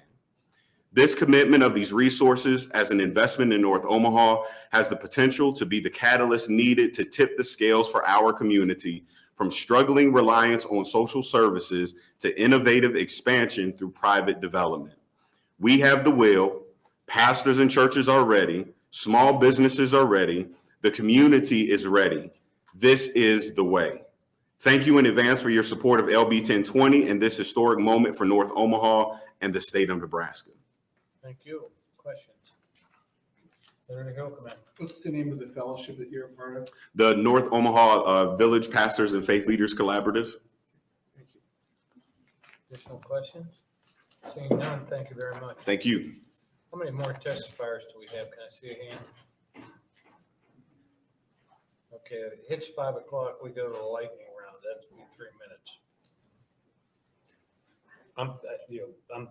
We've got 1, 2, 3 more, so I've got to be somewhat sensitive to other people that have been sitting here. I'll go fast. Okay. Good afternoon, Chairman and members of the Appropriations Committee. Thank you for allowing us this opportunity to speak to you. I am Teresa Hunter, Teresa, last name Hunter, Hunter. I serve as Executive Director and CEO for Family Housing Advisory Services. We are a 50-plus year HUD certified housing counseling agency. We provide a lot of services to help people to get the things that they need in order to move forward. And like it has been said before, not giving handouts, but hand-ups, and helping people get along. So one of the things that we do too is we're a COAD, or Community Organization Active in Disaster. That means we've distributed a lot of rent and utility as well as mortgage assistance throughout this COVID pandemic. So we've been able to help people to save themselves from becoming homeless through no fault of their own. As you know, restaurants closed down, all kinds of businesses closed down. So people who were self-sufficient found themselves with no income. So we were able to distribute dollars on behalf of the state of Nebraska to make sure that those dollars got to people who needed them. So we've been very grateful for that. And in this North Omaha Development Plan, we're looking to see how we can make a better impact just in the development of housing. We don't want things to go backwards because of what has happened, but we want to go forward, right? And I grew up in a community where I was able to see disinvestment happen. I was able to see houses run down and deteriorated, and then people come back and rebuild. And that's exactly what we're asking to happen today. One of the areas that we work in our organization, financial stability is one, as well as housing is the other. And homeownership is one of those things that I think is very important to help people to build their assets, build their equity and their net worth over time. And I think that what is important about this bill especially is that although it encompasses a really broad range of different types of services, it also makes sure that going forward, we will be progressive. And so the other organization that I work for too is Omaha 100, which is a community development financial institution that helps people get mortgage loans. So we do the housing counseling part of things, and it's not a revolving door type of a thing. We actually work with people, whether it's 1 month toward homeownership or 10 years, we work with them through that process. And as you know, in North Omaha, things are historical disinvestment has happened for a number of years. That place has been neglected. And so your support of 1025 would allow us to make progress and do that over again and to make a difference. So for Omaha 100, doing mortgage financing, one of the things that we do is helping a lot of people that come through our doors are first time or first generation homeowners. And so you will help us to reach the homeownership dream for folks, because during that, it helps them improve their credit. And they're going back to see how much more income I can make, all those types of things as they strive to move forward. So by investing in this project, you will also be helping people be progressive. That will also help them, like I said, with their credit and all those types of things. But it also says that in doing that, the strategies for investment will increase for them as well. And think about too, how this will impact the per capita income for people, the median income and all those types of things, and the net worth. You can say, oh, Nebraska improved its net worth. You'll be able to say that. And so by investing in this, you can make improvements, not just in this local community, but for Nebraska as a whole. So we do ask for your support. Thank you. Any questions? Thank you. Seeing none, thank you.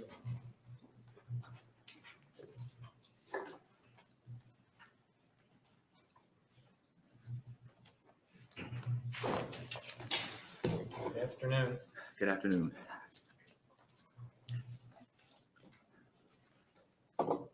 Willie Barney, W-I-L-L-I-E, Barney, B-A-R-N-E-Y. This is my third time being before the group. I was here for 8 hours when you had the conversation about the governor's budget. And it was a very interactive time period with probably 70 people. And I was here 2 weeks ago in front of the Urban Affairs Committee with the same piece. And as I've sat here today and been thinking about, why should you care? Why is this important to you? Because these arguments about the need for North Omaha have been made for 50 years. From A.V. Sorensen, the former mayor, he said that we need to invest at scale if we're going to ever solve the issues of North Omaha. He said we need to invest in jobs, education, housing, and building strong relationships between police and community. He said that in order for that to happen, there would have to be a coalition, a broad coalition of police, elected officials, community-based agencies, pastors, faith leaders, neighborhoods, coming together to focus on a core goal and mission. That was in 1968 before he left office. I mentioned this to Urban Affairs in 1968. Dr. King, we talk about 1963 and I have a dream, but Dr. King in 1968 gave us a vision. That vision happened to coincide with the exact same thing that A.V. Sorensen said, that unless the state of Nebraska, unless the city of Omaha invest at scale to tackle these issues, we will face what Dr. King called the other America, the other Nebraska, the other Omaha. We have worked. I have a whole speech prepared, but I'm just wanting to hope to speak to you, and I hope we can still have some kind of engaged conversation of why you should care about North and South Omaha and the other census tracts in the state that have been historically hit with unemployment and poverty. Even in 2019, when everything was moving forward and we were making substantial progress, the unemployment rate in North Omaha was 9%. If 9% was the unemployment rate across the state in your district, if it was 9% across this entire state, there would be such a sense of urgency to address that. And that is exactly what the Biden administration and Congress has said, is use these funds to address the qualified census tracts that have been directly impacted by COVID, but also historically disproportionately impacted through economics and health. And so my challenge in sitting in the seat is what will move senators from across the state to invest in something where we have shown the need, we have shown the brilliance of North Omaha, we have shown that there are elected officials, business owners, homeowners, private foundations, business community, police department, sheriff's office, bankers association, and on down the line that have said we are in and we believe that now is the time to do this. I don't know what it's going to take at this point. I don't know how many more speeches we have to give, how many pieces of data have to be presented. I have stacks, thousands of pages of data, thousands over the last 15 years, we have worked with over 8,000 people to poll and research and get their ideas and recommendations. And I want to thank Senator Wayne. I want to thank Senator McKinney. I want to thank Senator Vargas for putting these things on the table once again, because the federal government has said this is the opportunity for us. We don't believe it's coming again. This is the opportunity that this community has been waiting for and working towards, and we're not asking you to do it all. The community is willing and has been rolling up its sleeve to do its part. And this community has brilliance, it's bold, and it's ready and needs your support to take it to the next level. The commonality between all of this, from 67 to 68 to 2022, has been now let's invest at scale. And you hold it in your hands. The Urban Affairs Committee holds it in their hands. You hold it in your hands as a part of the Appropriations Committee. What we're asking is, can you now take it to the rest of the body, if you believe in it, that it will impact your district as much as it impacts our district? When we have increased incomes, more businesses, we can close the gap, because we've shown collectively that we can do it. We helped create 2,500 jobs. We helped build 1,000 homes. We helped reduce gun violence by 74%. We helped 7,000 kids get their first job, internships, and entrepreneurship. With your support, we can double that. And we can add 5,000 people to the workforce of Nebraska. That will impact all of us. Thank you for your time. Thank you. Questions? Seeing none, thank you very much. Thank you.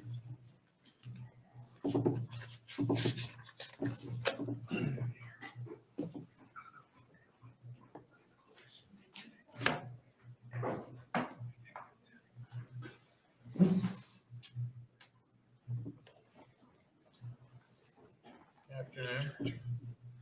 Good afternoon. I will be brief and good stewardship of your time. My name is Mitch Elliott, MITCHELLIOTT. I'm an architect and principal with RDG Planning and Design. We're an architecture firm committed to downtown Omaha.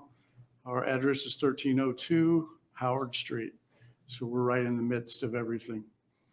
I'm speaking in favor of LB 1025 and on behalf of the Omaha International Soccer League. Some of our speakers earlier, I was pretty convinced revival was going to break out here. So I want to share a practical side of what can come from revival. The Omaha International Soccer League is one of the organizations that, and it's a project they have, that this funding, this bill could truly impact in terms of the investment. Our architectural firm has been assisting the Omaha International Soccer League in planning, programming, and analysis of their proposed soccer residency academy. This is a high school-based student athlete program for 100 students that will focus on soccer and academics. It's very values-based. They will be developing the whole person and will attract soccer players and student athletes from Omaha, around the surrounding state, the Midwest, and actually internationally. There's an international organization called Benfica that will be providing training structure and support for the International Soccer League program. It's good. They're attempting to secure land along Abbott Drive between downtown Omaha and Epley Airfield. This property has remained undeveloped and woefully dormant for way too many years. We anticipate that if this bill were passed and appropriated, that a project like this would really focus on the infrastructure needed to make the property developable.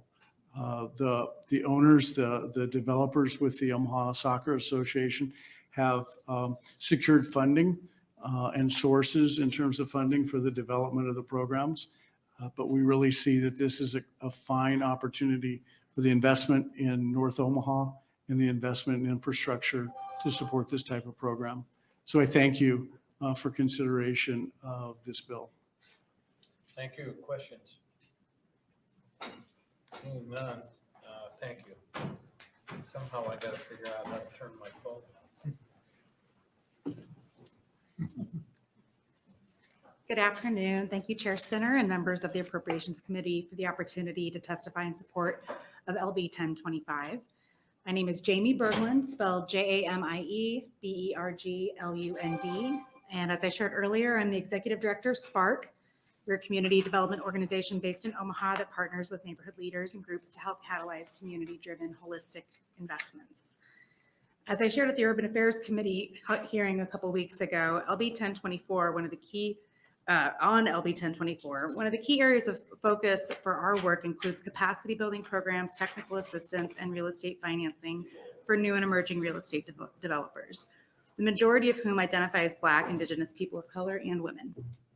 In partnership with emerging developers, we work to accomplish our mission of transforming disinvested neighborhoods into prosperous and thriving communities. While Spark is holistic in its approach, housing is central to our work. And the North Omaha Recovery Plan outlines numerous critical housing initiatives that would begin to address the long-standing need for more housing, including the need for more affordable and workforce housing, which has been exacerbated over the last 2 years by COVID-19.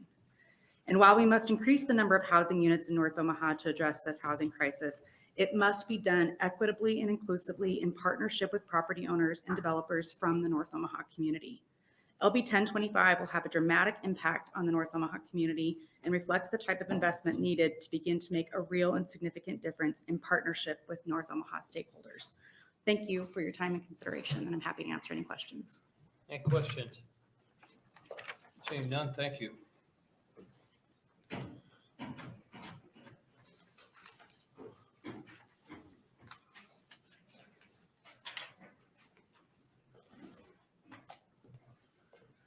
Good afternoon. Thank you for this long day of testifying and listening to the community and in support of really two very, very important legislative bills. I'm Tammy Green, TAMMYGREEN, and I'm the Director of Workforce and IT Innovation for Metropolitan Community College. Thanks for the opportunity to allow Metropolitan Community College to testify in support of Legislative Bill 1025. MCC has established and invested in all of the communities that we serve. That includes both North and South Omaha. The Fort Omaha campus recently invested over $240 million in state-of-the-art training facilities and has invested heavily in providing training to employment opportunities for individuals and families who are working full-time at one or more low-wage jobs. We are the premier provider of both trades education and linkages to advanced educational programs for people who typically have been marginalized and kept out of the educational programs. We lead to high skill, high wage, and high need jobs in the communities we serve. This focus impacts individuals by increasing their knowledge and skills. By increasing knowledge and skills, we also focus on increasing a person's wage earnings. MCC also addresses careers by focusing on high need and in-demand jobs. This impacts the economy, crime, and healthy families. The students we serve have a solid work ethic and growing families. They have dreams for the future. However, the issue is often students need support to complete training, as many individuals who are living paycheck to paycheck found themselves continuing to struggle to get by and still trying to answer the very same questions that we've been trying to answer for years. How do you find time to gain new job skills? How do you pay rent during job training? If your current job doesn't offer that paid time off, if you have to quit your second job to make time for training, how would you replace that income? These are the kind of challenges facing low-wage earners, motivated people who want to better their lives, themselves, and their families, despite the availability of free training programs. MCC has a lot of opportunities for people in our community, but without the support, it's very difficult for them to gain the training necessary to take all of those open jobs, which further perpetuates a skills gap. This legislative bill for both LB 1238 and LB 1025 really helps provide access for individuals in our community, the support for them to get to those free training programs, and the support for them to get to high-wage jobs, which only advances the entire state of Nebraska, along with our communities. MCC has supported the educational system in places to partner with organizations this bill supports. This year, MCC's Workforce Innovation Division served over 6,500 students through workforce training programs. These programs include support to pay for those training programs. MCC's GAP training programs, scholarships, Pell Grants can assist with the cost of the training. Career skills coaches, they're ready to help support students when they get there. MCC also offers the Work Forward initiative, which is a really unique opportunity where students have the opportunity to earn $16 an hour while they're attending the training program. This was offered by COVID-19 relief dollars. One of the missing components of that is making sure that on the other end is the case management support. Making sure that when the person is facing the situation where they're going to lose their home, they're not going to be able to feed their families, they're not going to be able to buy those homes, or they don't have the resources to do that, that the case managers can also be a major connection for us. Paired with MCC's career coaching, job placement services, transportation support, and other wraparound supports, MCC helps bridge a significant barrier that these individuals face in jumpstarting their careers. As we work through community service agencies, we want to make sure that you understand that MCC is ready to provide that training, and we're ready to partner with those entities that will receive these funds. And also, if you don't support this to the fullest extent, we'll not be able to truly impact poverty, employment, and address skills gaps that is really threatening our communities, not only for all of Nebraska, but definitely for the Omaha community. Thank you. Questions? Seeing none, thank you. Thank you.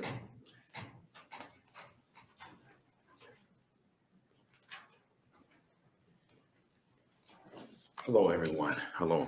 My name is Tim Clark, Timclark. Of course, I have a lot of notes, but with the time that we have, I just wanted to speak from the heart. I'm here, I support both bills, LB 1238 and LB 1025. And I work for Metropolitan Community College. And so really, as a strategy that I feel that will impact both plans, I think it must lie in ability to skill up both communities. When you're talking about a sustainability, and I hear over and over, not a handout, but a handout, but really this is about proving that the free enterprise system works for everyone. And I'm an artist, and so I'm here representing LB 1025, really the art piece of that when you think about how devastating COVID-19, that insidious virus, it had in terms of the impact of artists, the art community, cultural events and tourism, North Omaha as well as South Omaha was hit in a very huge way. And so when you think about how do we get back in terms of these small businesses, for not only the small business, but the events, it really, what this bill will do is help subsidize and buy down the fee structure in terms of just when you think about fees, tickets to get in different live events and festivals all over the state of Nebraska. How do we bring that back? Because we do have to someday arrive at this, what we're calling the new norm. And that's bringing people together so we can get back in terms of that feeling and touching and that sense of feeling the rhythms and the beats and of really what I think really connects us as people, the arts. And so I ask that you really give strong consideration to supporting both of these bills. And as an artist And I have friends that they earn a living, they depend on venues hiring them weekend after weekend so they can play to earn a living to take care of their families. They were impacted in a significant way. The venues can't afford to pay them. And so when you think about even national or regional artists that come to Nebraska, particularly North and South Omaha, in order to bring and get people back out, what this bill will do is support those venues. Significant events that take place in North Omaha. One is Native Omaha Days. It's a week-long event. You're talking about thousands of people, and before COVID, millions of dollars that had an impact, just like Cinco de Mayo. And so this bill will help support that. In closing, I would just say that, it really is an opportunity for this state to invest. It's an investment. And when you invest, you expect a return. But when you think about North Omaha, unlike any other community in the state of Nebraska, its rich culture and history, especially when it comes to music, jazz, a original art form of these United States.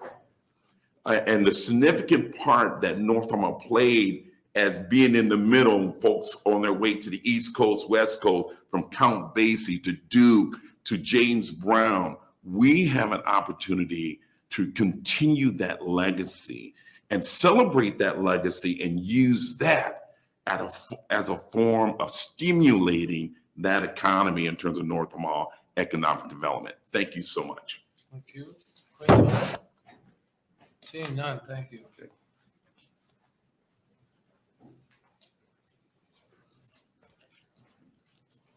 Chairman Stinner, members of the committee, I'm Jennifer Krieger, J-E-N-N I-F-E-R C-R-E-A-G-E-R, Vice President of Public Policy of the Greater Omaha Chamber. I'm here to express our support for LB 1025. We thank Senators Wayne and McKinney for bringing this to the committee and for soliciting our input as the package was put together. I'm gonna cut this way down, but Senator Wayne had asked us specifically to address the airport business park today. Our chamber has been looking for opportunities to create an employment center in the North Omaha area for over a decade now. We have evaluated many sites and opportunities for redevelopment, but we always came to the same conclusion. There just are not many sites where you can find a site of any mass. We first looked at what we call the Airport Business Park 2 location in 2011. It provided the opportunity for up to 140 acres of contiguous property through the acquisition of multiple properties. We conducted some preliminary engineering studies on the site and determined a potential development price tag of $50 million at that time. So $30 million of acquisition, $20 million of infrastructure costs. At the time, this seemed like a daunting price tag, so we continued to look for other opportunities. We looked at multiple sites and buildings, but always ran into an obstacle of some sort and always came back to the Airport Park 2 as the best alternative. Early last year, with the help of DED and OPPD, we contracted with Lamper Nearson to update the Airport Business Park 2 study to look at the best way to structure development phasing and update infrastructure costs. Looking at the acquisition of property and how new infrastructure needed to be installed, as well as stormwater management, it was determined that it was best to acquire all the properties at once and develop the main core of the property. This would provide for an initial 100-acre core development area and the ability to add a 22-acre phase 2 and a 25-acre phase 3. 2021 cost estimates put acquisition at $50 to $60 million and new infrastructure at $30 million, including contingencies. The North Omaha Recovery Act, along with potential other funds from the city funds and private contributions, would be able to accomplish this project. This would get us the mass of land we would need to create a major employment center easily accessible to the North Omaha community. As our potential prospect, we've talked about many businesses could locate on the site. The chamber prepared an economic impact analysis demonstrating the potential of the site. I've passed that out. There's both a Nebraska economic impact analysis and a Douglas County one. We assumed that 7 projects could locate in the Phase 1 core area of 100 acres and employ 1,700 people. A full build out would generate a direct and indirect economic impact of $650 million annually to Douglas County. Statewide, that impact is $738 million annually. As you can see, this provides a substantial return on investment. Again, we support LB 1025 in the effort to create an industrial park and other business opportunities in North Omaha. Thank you for your consideration. Thank you. Questions? Senator Clements. Thank you, Mr. Chairman. Ms. Krieger, is the current airport park all built out and full? You know, I will get you it. They don't let me in on the project side of the chamber's work very often. I'll get you an answer on that, Senator Clemens. I don't Just know. wondering if it's maxed out or not. I'll check. Be curious. Thank you. Additional questions? Seeing none, thank you. Thank you. This will be the last testifier on the 5-minute rule. We're going to speed round. I'll try to keep it extremely short. My name's Alvin Okereke, ALVIN, OKEREKE. I'm in support of LB 1025. I was given short notice, so I didn't have anything prepared, but I certainly want to, actually for both this and the prior bill, I want to certainly speak in strong support of Omaha International Soccer League, which is a great organization that could stand to benefit from this bill. And I'd like to make sure I present this to everyone as an opportunity to make a significant impact to multiple communities that can benefit from this, and to actually hopefully see the strongest difference in a large part of Nebraska. So this is an investment in Nebraska, as a lot of people have mentioned, that this particular opportunity provides. There are a lot of support. There is a lot of support. There are a lot of people aligned to see this make a significant impact. And I think if others obviously haven't made it clear, this is certainly, again, another opportunity to make a very visible impact that this bill presents for the state. I do thank you for your time. So hopefully we can Thank have you. another couple. Thank you very much.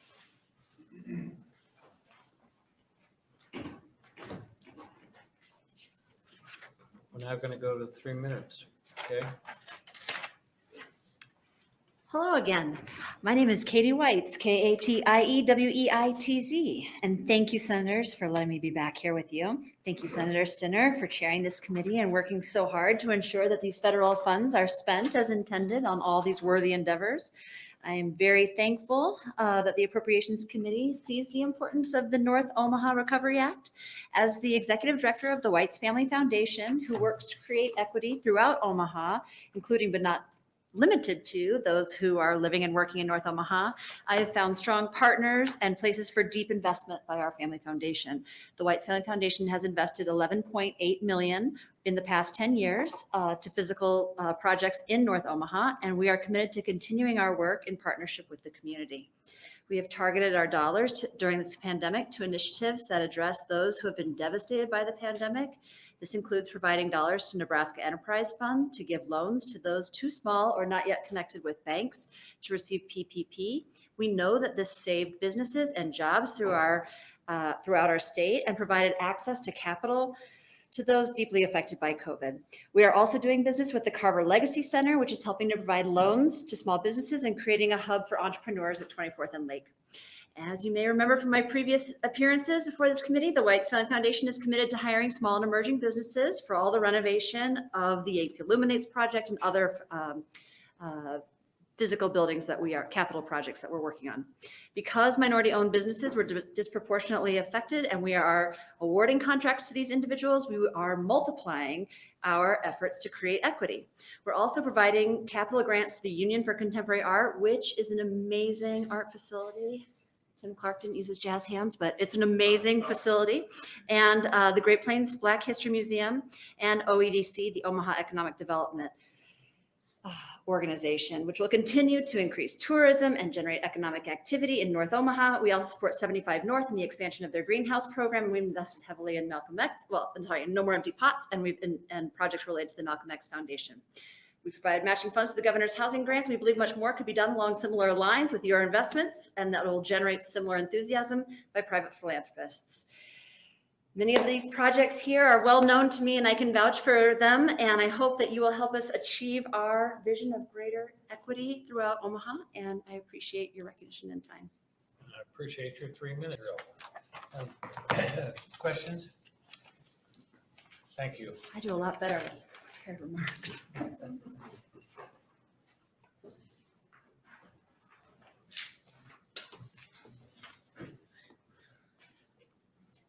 Hello again. Yeah. My name is Carol Bodine, CarolBodeen. I'm the Director of Policy and Outreach for Nebraska Housing Developers Association. I will also be as quick as possible, and since I cannot be as inspirational as those that have been testifying, and I'll try not to be redundant, but the reasons for our support of 1025 are of course similar to our reasons of support for LB 1238 previously. The parts that we support, it's public and private.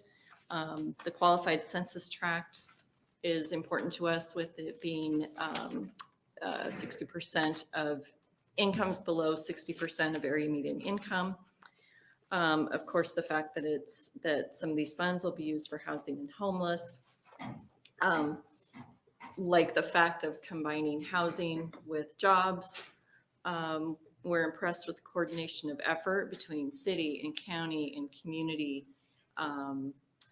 private foundations, all of that, bringing in South Omaha and making that a coordinated effort of all of those census tracts. So we are supportive of LB 1025. Just as with 1238, we feel that it is an investment that is important and that can have a great impact. And I'll take any questions. Thank you. Any questions? All right, thank you. Being done, thank you. Oh, we couldn't have run out of testifiers already. Any additional proponents?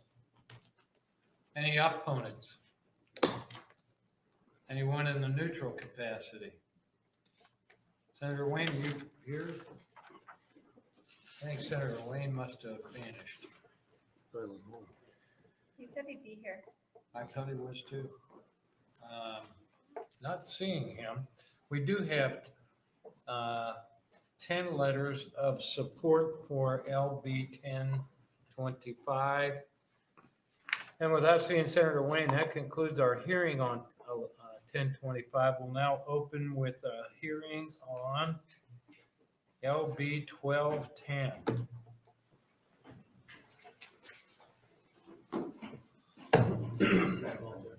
Thank you.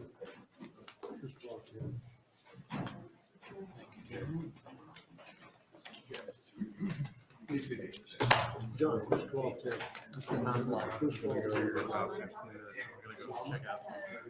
You know, I don't know the answer to that. Senator, We're done. One second. We're on 1210. Oh, I want to close. Well, we waited for you. You can open back up. All right, go ahead. Close. All right, I want to close on this. I think it's important. I did run down here, transcribe, you'll hear some breaths in between this, but here's the reality. You heard a lot of testimony today, and right now it's time for bold and assertive leadership, not just from a couple individuals, but from this entire body. I know when we think about campaigns during campaign season, oftentimes our future is kind of sad. We got these negative ads and polarizing. But this is the opportunity for us as Nebraskans to get it right. In short, we have had economic stagnation, decline in our community that was testified by Mr. Barney back in 1968 to about the same it is today. If we continue to keep doing the things we've been doing, nothing's going to change.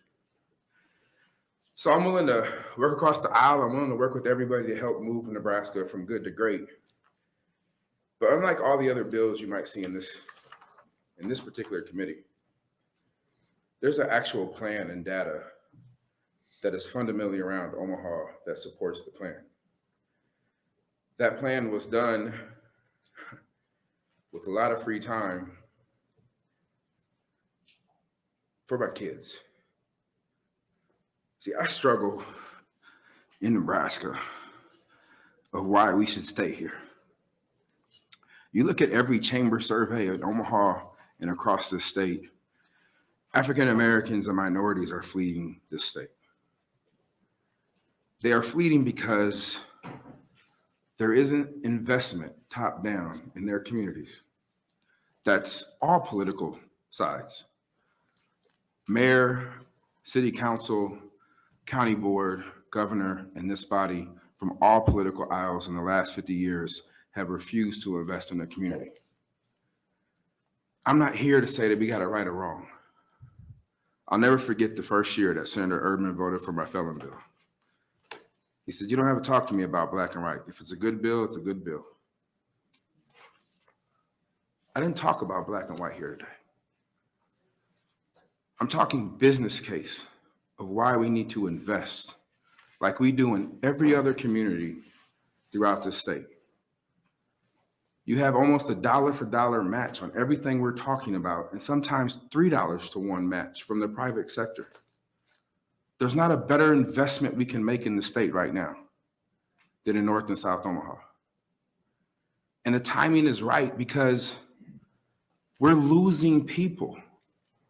We have companies who are trying to come here and won't come here because we don't have enough people. In our committee hearing, the chamber talked about 4 companies who wanted to come into North and South Omaha but couldn't find a spot. We now have the ability to create that spot.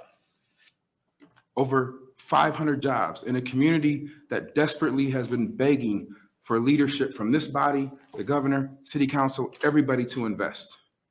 And for the first time, we're all aligned. First time ever. I don't think people understand that I didn't ask anybody to come here today. The only person I talked to was Willie Barney. These people showed up 2 weeks ago and they said, when's the next hearing? I said, on the 14th. They in the community have been talking about it. In fact, I told you this morning, I think maybe 10 testifiers.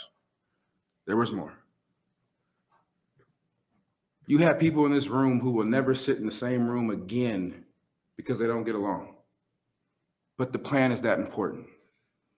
The plan is that important because we are dying for investment.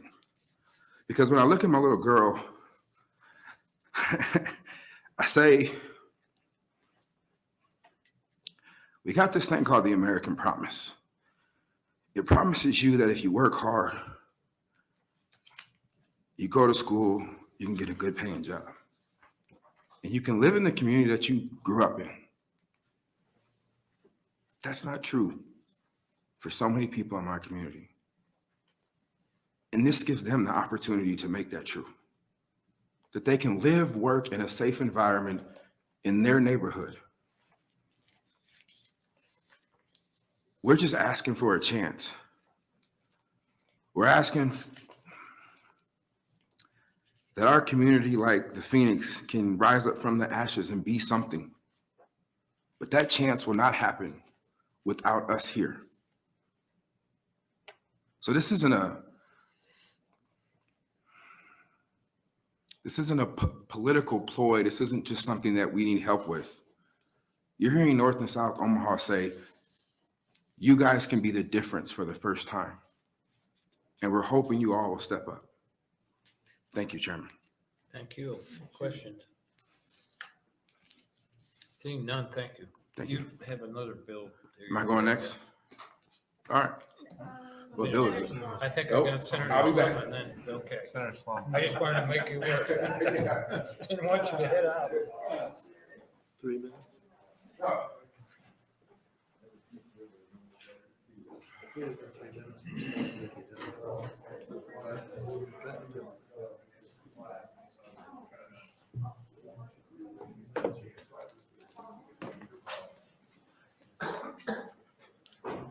right. afternoon, Senator Slama. Good evening, Chairman Sinner. I feel Usually bad I about say following evening that. After 6, so. Oh, still- okay. We're still in the 5 zone. Well, happy Valentine's Day, all. There you go. My name is Julie Slama, Julieslamma, and I represent District 1 in Southeast Nebraska. I'm here today to introduce LB 1210, which would use $10 million of ARPA funding to give financial assistance to small businesses in villages and cities of the second class. The COVID-19 pandemic hit small businesses hard across the nation.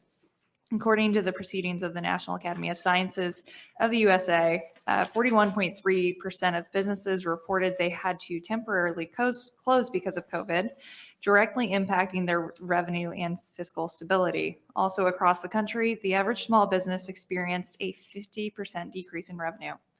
A similar situation occurred in Nebraska. The Department of Economic Development launched a survey in April 2020 to determine the impact of the pandemic on Nebraska businesses. The top concern of businesses responding to the survey was the financial strain caused by the pandemic. Across the board, revenue was down 44.2%, and employment was down 35.2%, most likely due to businesses' inability to pay its employees. These businesses that LB 1210 would help had a low profit margin before the pandemic, and COVID only intensified this issue.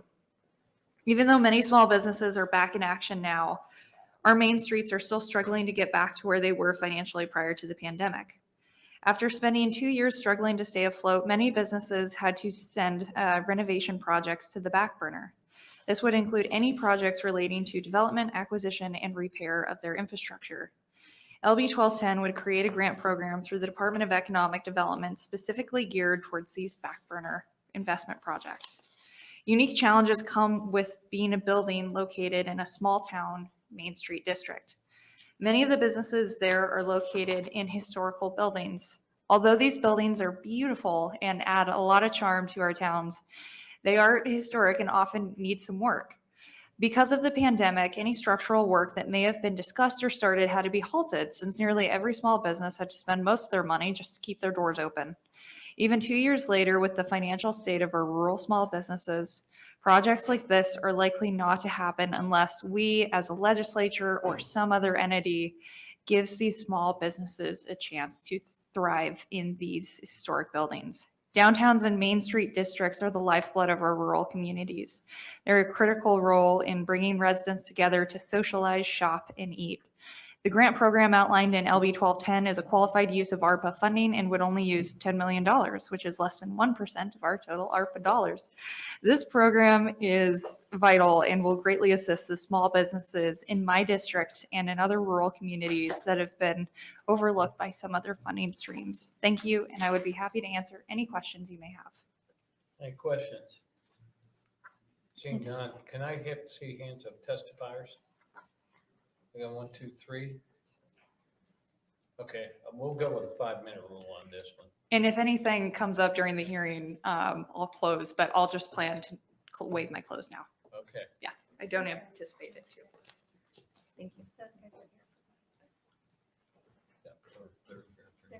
we'll have to cut them to 2 minutes.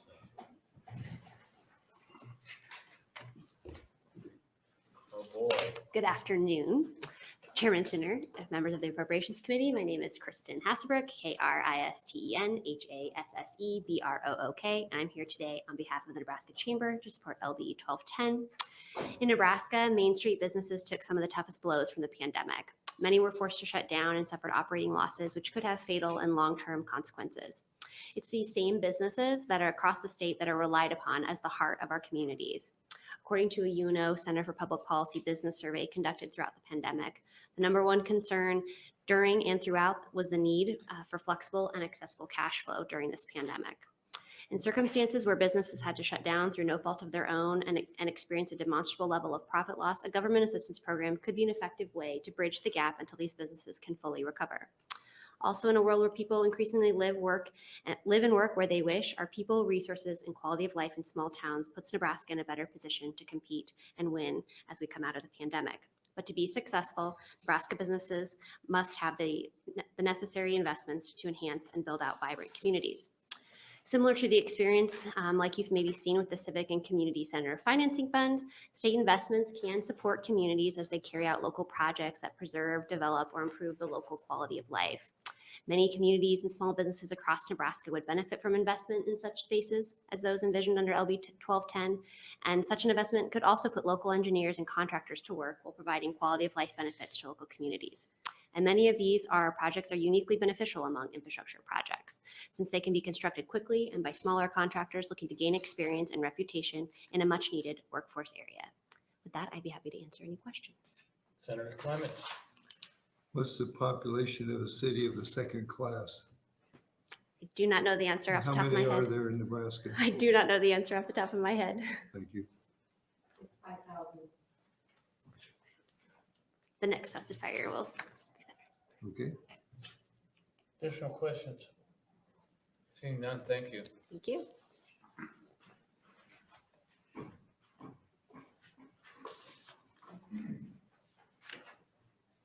Good afternoon. Good afternoon. I practiced it at a 3-minute level, so I think I'm going to be okay today. Okay. My name is 3 Crystal. minutes is terrific. Perfect. My name is Crystal Dunekacke, CrystalDunekacke. I'm here to testify on behalf of the City of Auburn and the Nebraska Economic Developers Association in support of this bill. I'm the city administrator and economic developer for the City of Auburn, Nebraska. Auburn is one of the cities of the second class with a population of 3,470 people in Nemaha County. Nebraska is only one of the 117 cities of the second class that would benefit from this bill, along with the 380 villages in the state of Nebraska as well. So those would be 500 and 5,000 and lesser cities of the second class to answer that question. So the proposed $10 million and this ARPA bill funding would help support us that way. In addition to my role as a city administrator, I was also formerly worked for a development district and helped cities of second class and first class, a couple of them, and lots of villages build buildings through the community development block grant funds, CCCFF, and some of those other programs that were aforementioned. So this funding will be right up that alley, and we'll definitely know how to put those dollars to use in our small communities. I'm also a recovering public servant because I've been a small town mayor and city council member and school board member. So I can guarantee you that when you put funding together for small communities, we'll put our dollars together, match those funds, and put those dollars to work in our communities. Businesses and cities of second class and villages suffered through the pandemic between decreased travel and tourism that brought less traffic to our communities, as well as other barriers like the closing of schools and daycares that limited our already depleted workforce. Communities quickly responded to the crisis by investing public or private dollars. In our own community, the Auburn Development Council put together a $20,000 program to match gift cards and to give out disaster relief to our local businesses. And there are many other second-class cities and villages that did the same thing to help our local businesses recover. As the directed health measures expired and commerce began to return to normal, some businesses did manage to bounce back, only to face the realities of rising costs and record workforce shortages. Still, others were not able to recover from the economic impact of the pandemic and have closed permanently, leaving a gap in our communities. Add to this the rising cost of construction to renovate our existing downtown storefronts, and you arrive at a perfect storm. We have entrepreneurs who are ready to join into the economic recovery, but need help to fill that gap between what they can afford to invest in themselves and the investment that it's going to take to make them successful. And this is the area in which economic development, specifically through this bill 1210, can help rural Nebraska thrive. Economic development in cities of second class and villages is tough work, I can tell you. I get calls from small businesses nearly every week with questions about where can I get funding, what kind of funding is out there. For those that want to start new businesses, or they've got a home-based business or a hobby that they want to turn into a full-time job and fill it in one of our empty storefronts. In Auburn, we're lucky because we do have some tools for economic development, like tax increment financing. But as you know, community development law limits that to a very narrow portion of funding, and I can refer them to local lenders and other entities such as the Southeast Nebraska Development District, revolving loan funds, or the Center for Rural Affairs. But again, there's still that gap that they're looking to fill. And for us, the local villages around us, like Johnson and Brownville, there's even less options. So I really believe that the ARPA funds that can be allocated through this bill would help to add to our toolbox. And on behalf of the small businesses in my city of the second class, the villages around us, the Nebraska Economic Developers Association, I ask you to support the bill and be glad to answer any questions you might have. Thank you. Questions? Seeing none, thank you. Thanks much for your patience today.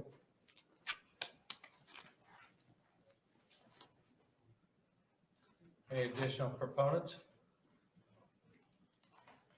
Any opponents? Anyone in the neutral capacity? Seeing none, Senator, would you like to close? Just 1 minute. I will keep it under a minute. First off, no opponents, no neutral. I think this is set for consent calendar.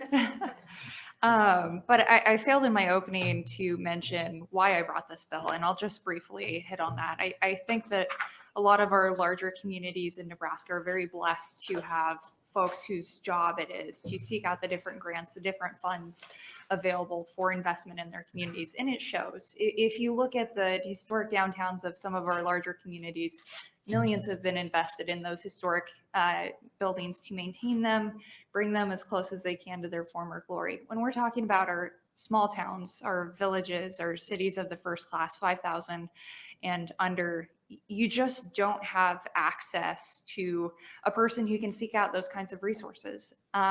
So I wanted to design this program and go through the DED and doing it to have a program that truly is accessible for communities that are often overlooked with these programs. So thank you, and I'm happy to answer any questions you all may have. Questions? Thank you. Seeing none, thank you.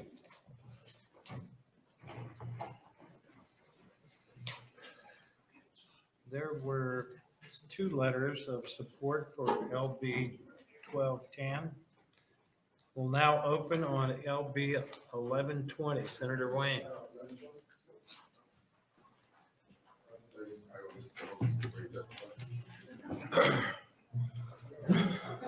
Senator Wayne, good to see you again. Welcome, Chairman Sitter and members of the Appropriation Committee. My name is Justin Wayne, JUSTINWAYNE, and I represent Legislative District 13, which is North Omaha, Northeast Douglas County. This bill was a placeholder bill because on the first 10 days, we didn't know what the city of Omaha and Douglas County were going to do with their dollars. And with shovel ready being passed last year, we were concerned. I say we, Senator McKinney and I were concerned about where all the ARPA dollars were going to go. And so we wanted to have a placeholder bill to figure out if we should allow them to double dip or not. So you can use this bill however you want as a placeholder. I said ARPA at least 4 times in the opening. So if you didn't have a bill, this can now be your bill. Other than that, if you're here to testify, that means I'm not advancing the bill. So have a good day. I'll waive closing. Questions? Seeing none, thank you, Senator. Thank you. Any proponents? Any opponents? Anyone in the neutral capacity? Seeing none, it's Senator Wade closing. That concludes our hearing. LB 1120 will now open with LB 1163. There was nobody in support or against. Oh, there was 2. Yeah. Brevity, Senator, brevity. Yeah. There were 2 against, I'm sorry. Senator Wishart. Can you ask how many people are testifying on this one? Thank you, Chairman Stinner and members of the Appropriations Committee. My name is Anna Wishart, ANNA-WISHART, and I represent the 27th District in Lincoln, Lancaster County. I'm here today to introduce LB 1163, a bill which seeks to appropriate $20 million from the Federal American Recovery Plan Act to the Business Innovation Act. Additionally, LB 1163 seeks to change the BIA's annual program caps, which is actually a really important statutory change in itself. The Business Innovation Act was created in 2011 with the stated goals of improving the translation of the state's research and development base into new products and new companies, supporting the development of growth-oriented startup companies, and upgrading the value-added activities and modernization of Nebraska's existing industry clusters. According to the 2019 report for the Center for Regional Economic Competitiveness, the Bureau of Business Research at the University of Nebraska-Lincoln found that through the BIA, businesses raised $55.1 million in matching funds, reported raising $100.3 million in capital after receiving BIA support.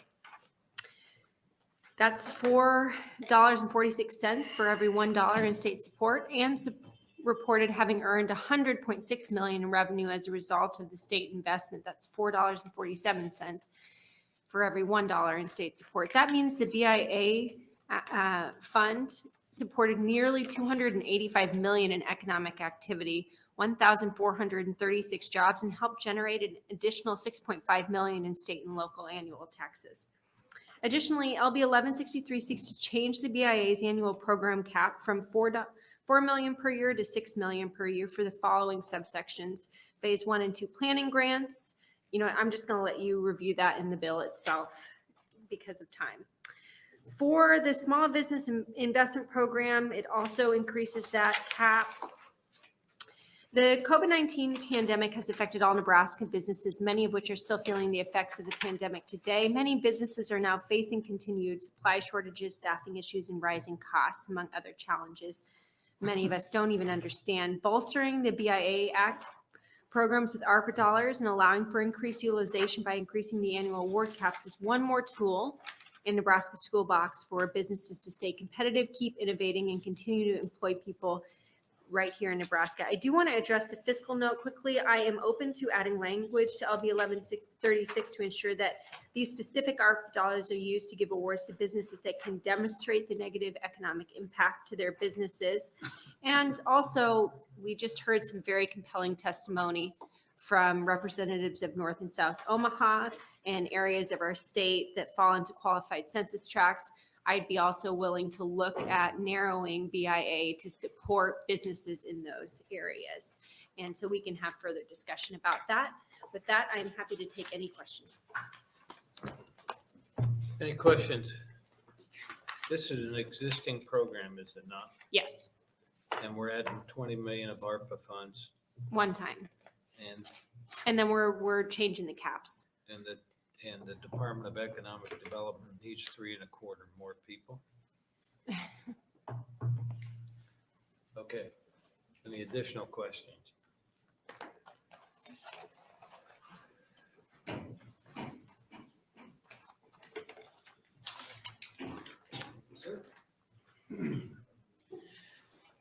Afternoon or evening, Chairman Stinner and members of the committee. For the record, my name is Joseph Young, JOSEPH, I don't need 3 minutes or 5. Okay. And I trust that, of course, you'll give this bill extra points because of that. So today I'm testifying on behalf of the Lincoln Chamber of Commerce, the Greater Omaha Chamber, the Nebraska Chamber of Commerce and Industry, and Invest Nebraska, of which I am the current chairman. I was part of the group that put together LB 387 in 2011 that created the Business Innovation Act. And that stemmed from a report by the research organization called Battelle. One of the things that they noted at the time was that we were basically second to last when it came to venture capital and or angel funds, startup capital for small businesses. My colleague and friend Richard Byer likes to say, thank God for Mississippi, because otherwise we would look really, really bad. Since then, I think we're just over in the top 25 states for venture capital. And the reason that's the case is because LB 387 allowed this state, and not just the bill, but the private sector as well, allowed the state to really create an ecosystem for startups. And 10 years ago, we couldn't have sustained or managed $20 million of extra capital in this program, but today we can because of Invest Nebraska, because of the ecosystem that was created because of LB 387 and other private ventures. So when we talk about ROI on appropriations that you all approve, it's almost 6 to 1 for this program. Almost $6 to every dollar coming out of state funds comes from the private sector to these folks. So it's been wildly successful, more successful than we thought it was going to be. And so for that reasons, we would appreciate approval of LB 1163. Thank you. Additional questions? Seeing none, thank you very much.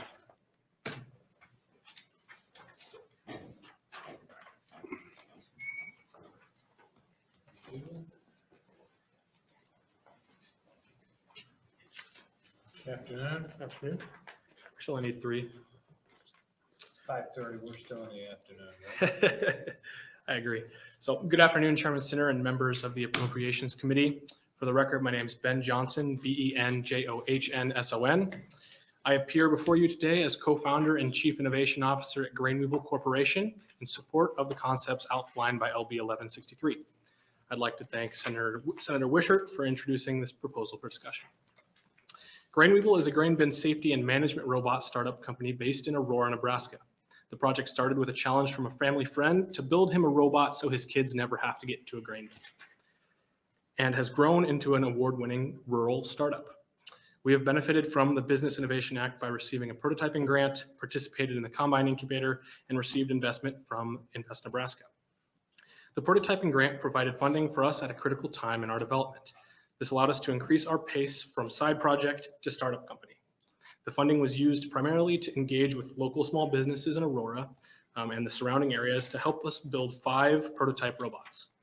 Those units were used for on-farm trials to test and prove many of the key design requirements for our first of its kind robot. This input of funding helped lay the foundation for our early success, and that includes a Lemelson MIT Student Innovation Award and being named the 2022 American Farm Bureau Ag Innovation Challenge winner.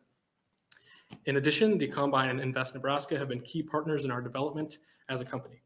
The Combine gave us necessary assistance in our business development when we were focused on creating a product. Invest Nebraska was the lead investor in our seed funding round that we closed this November. The funding has allowed our team to grow to 4 full-time employees, and we continue to engage in our local businesses and their communities. There's a groundswell of rural innovation taking place in Nebraska right now. Agriculture opportunities in Nebraska make it a perfect place for ag tech companies like ours to thrive. Other Nebraska industries like manufacturing, energy, and healthcare are also primed for disruptive innovation. Additional funding for the BIA will help accelerate this development. As we've shown, the economic impact of additional funding doesn't just help the companies receiving the grants and investments, it helps build a robust economy throughout the state. On behalf of Grain Weevil Corporation, we encourage the legislature to continue additional investment in the Business Innovation Act. At this time, I'd be happy to answer any questions. Questions? Seeing none, thank you.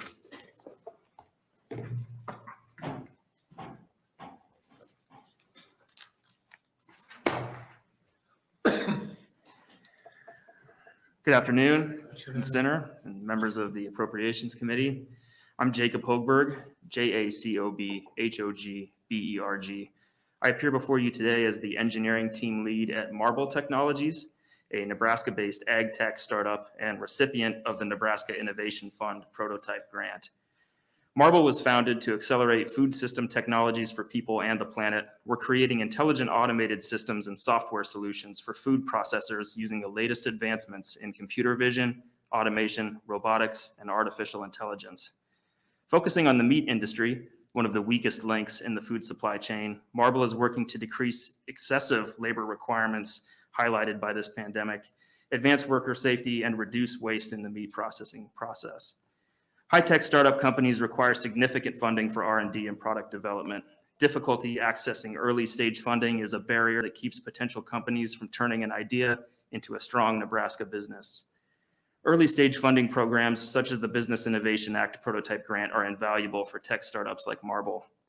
Marble received a $150,000 grant from the Nebraska Business Innovation Act Prototype Grant Program. We have used these funds to develop a prototype version of our first product. Money from the grant has been applied to wages for engineers, software developers, and meat scientists here in Nebraska, as well as to purchase raw materials for the prototype. These funds have helped us reach the pilot phase of product development. Throughout development, we've been collaborating with a Nebraska beef processor, and they will be the first to pilot Marble's new technology.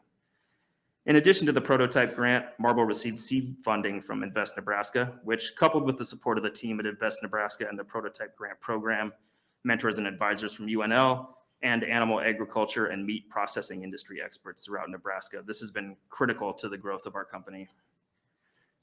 As we build our company, we're adding needed jobs to our state. To date, Marble has hired 12 full-time employees, 7, including myself, are graduates of the University of Nebraska.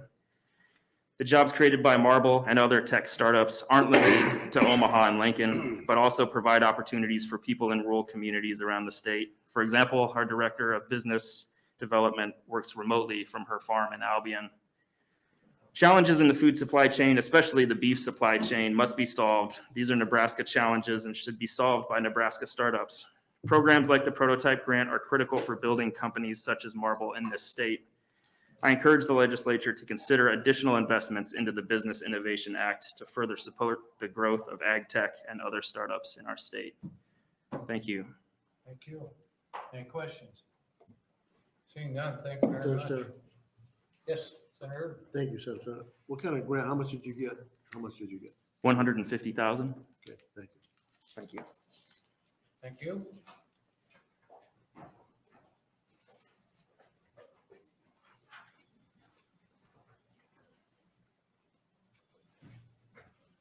That might be the end of the long day, huh? Yeah. Well, good afternoon, Chairman Stinner and members of the Appropriations Committee. I especially want to thank Senator Wishart for introducing this proposal and for the discussion. My name is Shane Farritor, ShaneFarritor, and I appear before you today as co-founder and Chief Technology Officer of Virtual Incision Corporation. I also happen to be a professor of mechanical engineering at UNL. I grew up a fourth-generation Nebraskan in a little town called Ravenna. I went to UNL for my undergraduate and then MIT for my master's and PhD, but came racing back to Nebraska because, like most of you, I'm Nebraska to my core. I'm very excited today to tell you about new high-tech opportunities we're creating here in Nebraska to keep and bring back our talent, thanks in part to the Business Innovation Act.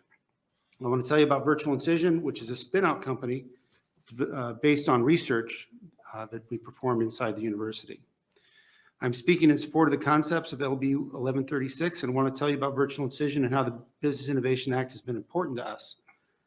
I want to explain what the taxpayers of our great state got for their money.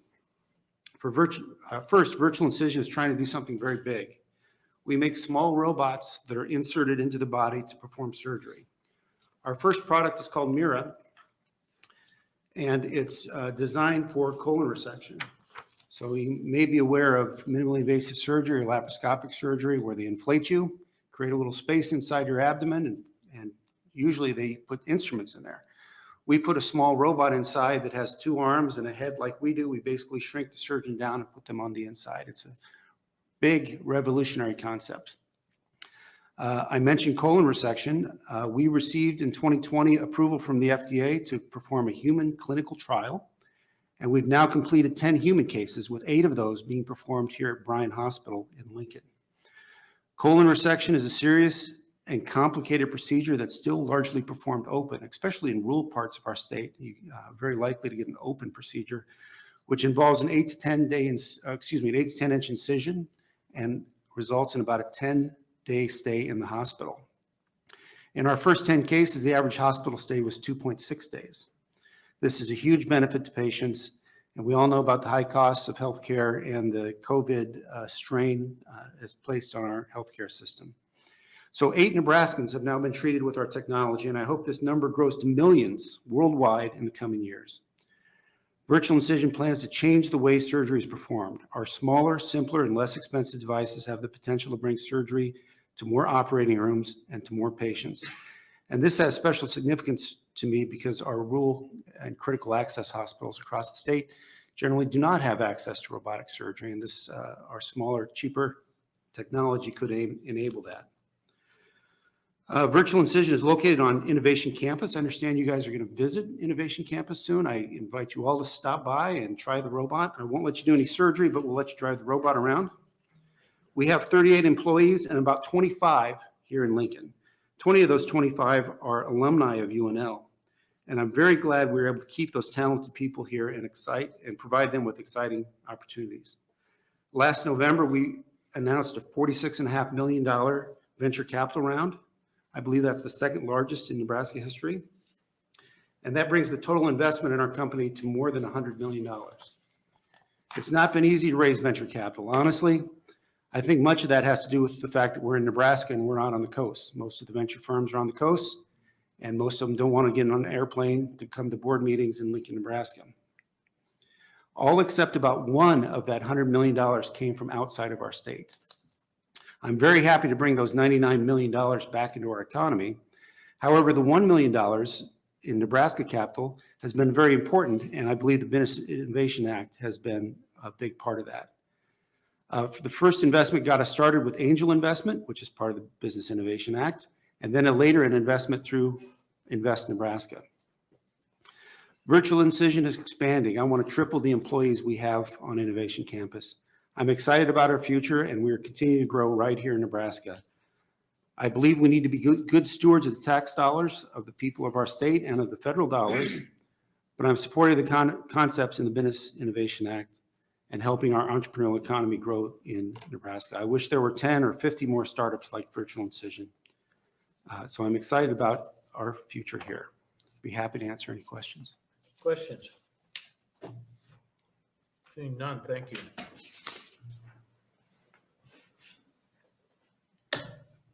Any more proponents? Any opponents? Anyone in the neutral capacity? Senator, would you like to close? Senator waives her closing. We have one letter in support of LB 1163. Oh, I'm sorry. That's okay. Senator, how much money do they distribute now? How much How money much do is they in the distribute program now? now? Oh, I'd have to go back and look. We've added more money over the years to it. It's a significant amount, but there's always the need. So following up on Senator's comment, how is it possible that it's going to take 3.5 more people? I have absolutely no clue. Every year we've come in and invested in this fund, and we've never had an FTE request in the past. According to the fiscal note, they asked the Economic Development Department to do this, and that's where they got the information. That's what it says at the top. That doesn't make any sense. Well, So- I will talk with Director Goins and It's an figure it existing out. program. Yes. And also they have very capable and talented people who run the individual parts of the program in terms of Invest Nebraska and micro enterprise loan. So I'll go and talk to Director Goins and clear it up. Because the first year it's almost at $500,000. It doesn't make sense. Thank you. I believe just for sake of, I think we're at 15 million in the program on an annual basis. We increased to that. That was the last I remember seeing. Okay, thank you. So it is a large program. But it shouldn't need 3.5 million. Yeah, and it's not the senator's fault. This one came. No, I from understand that. DJs. And I didn't indicate it was your fault. No. Thank you. So that concludes our hearing on 1163, and that concludes our hearings for this evening.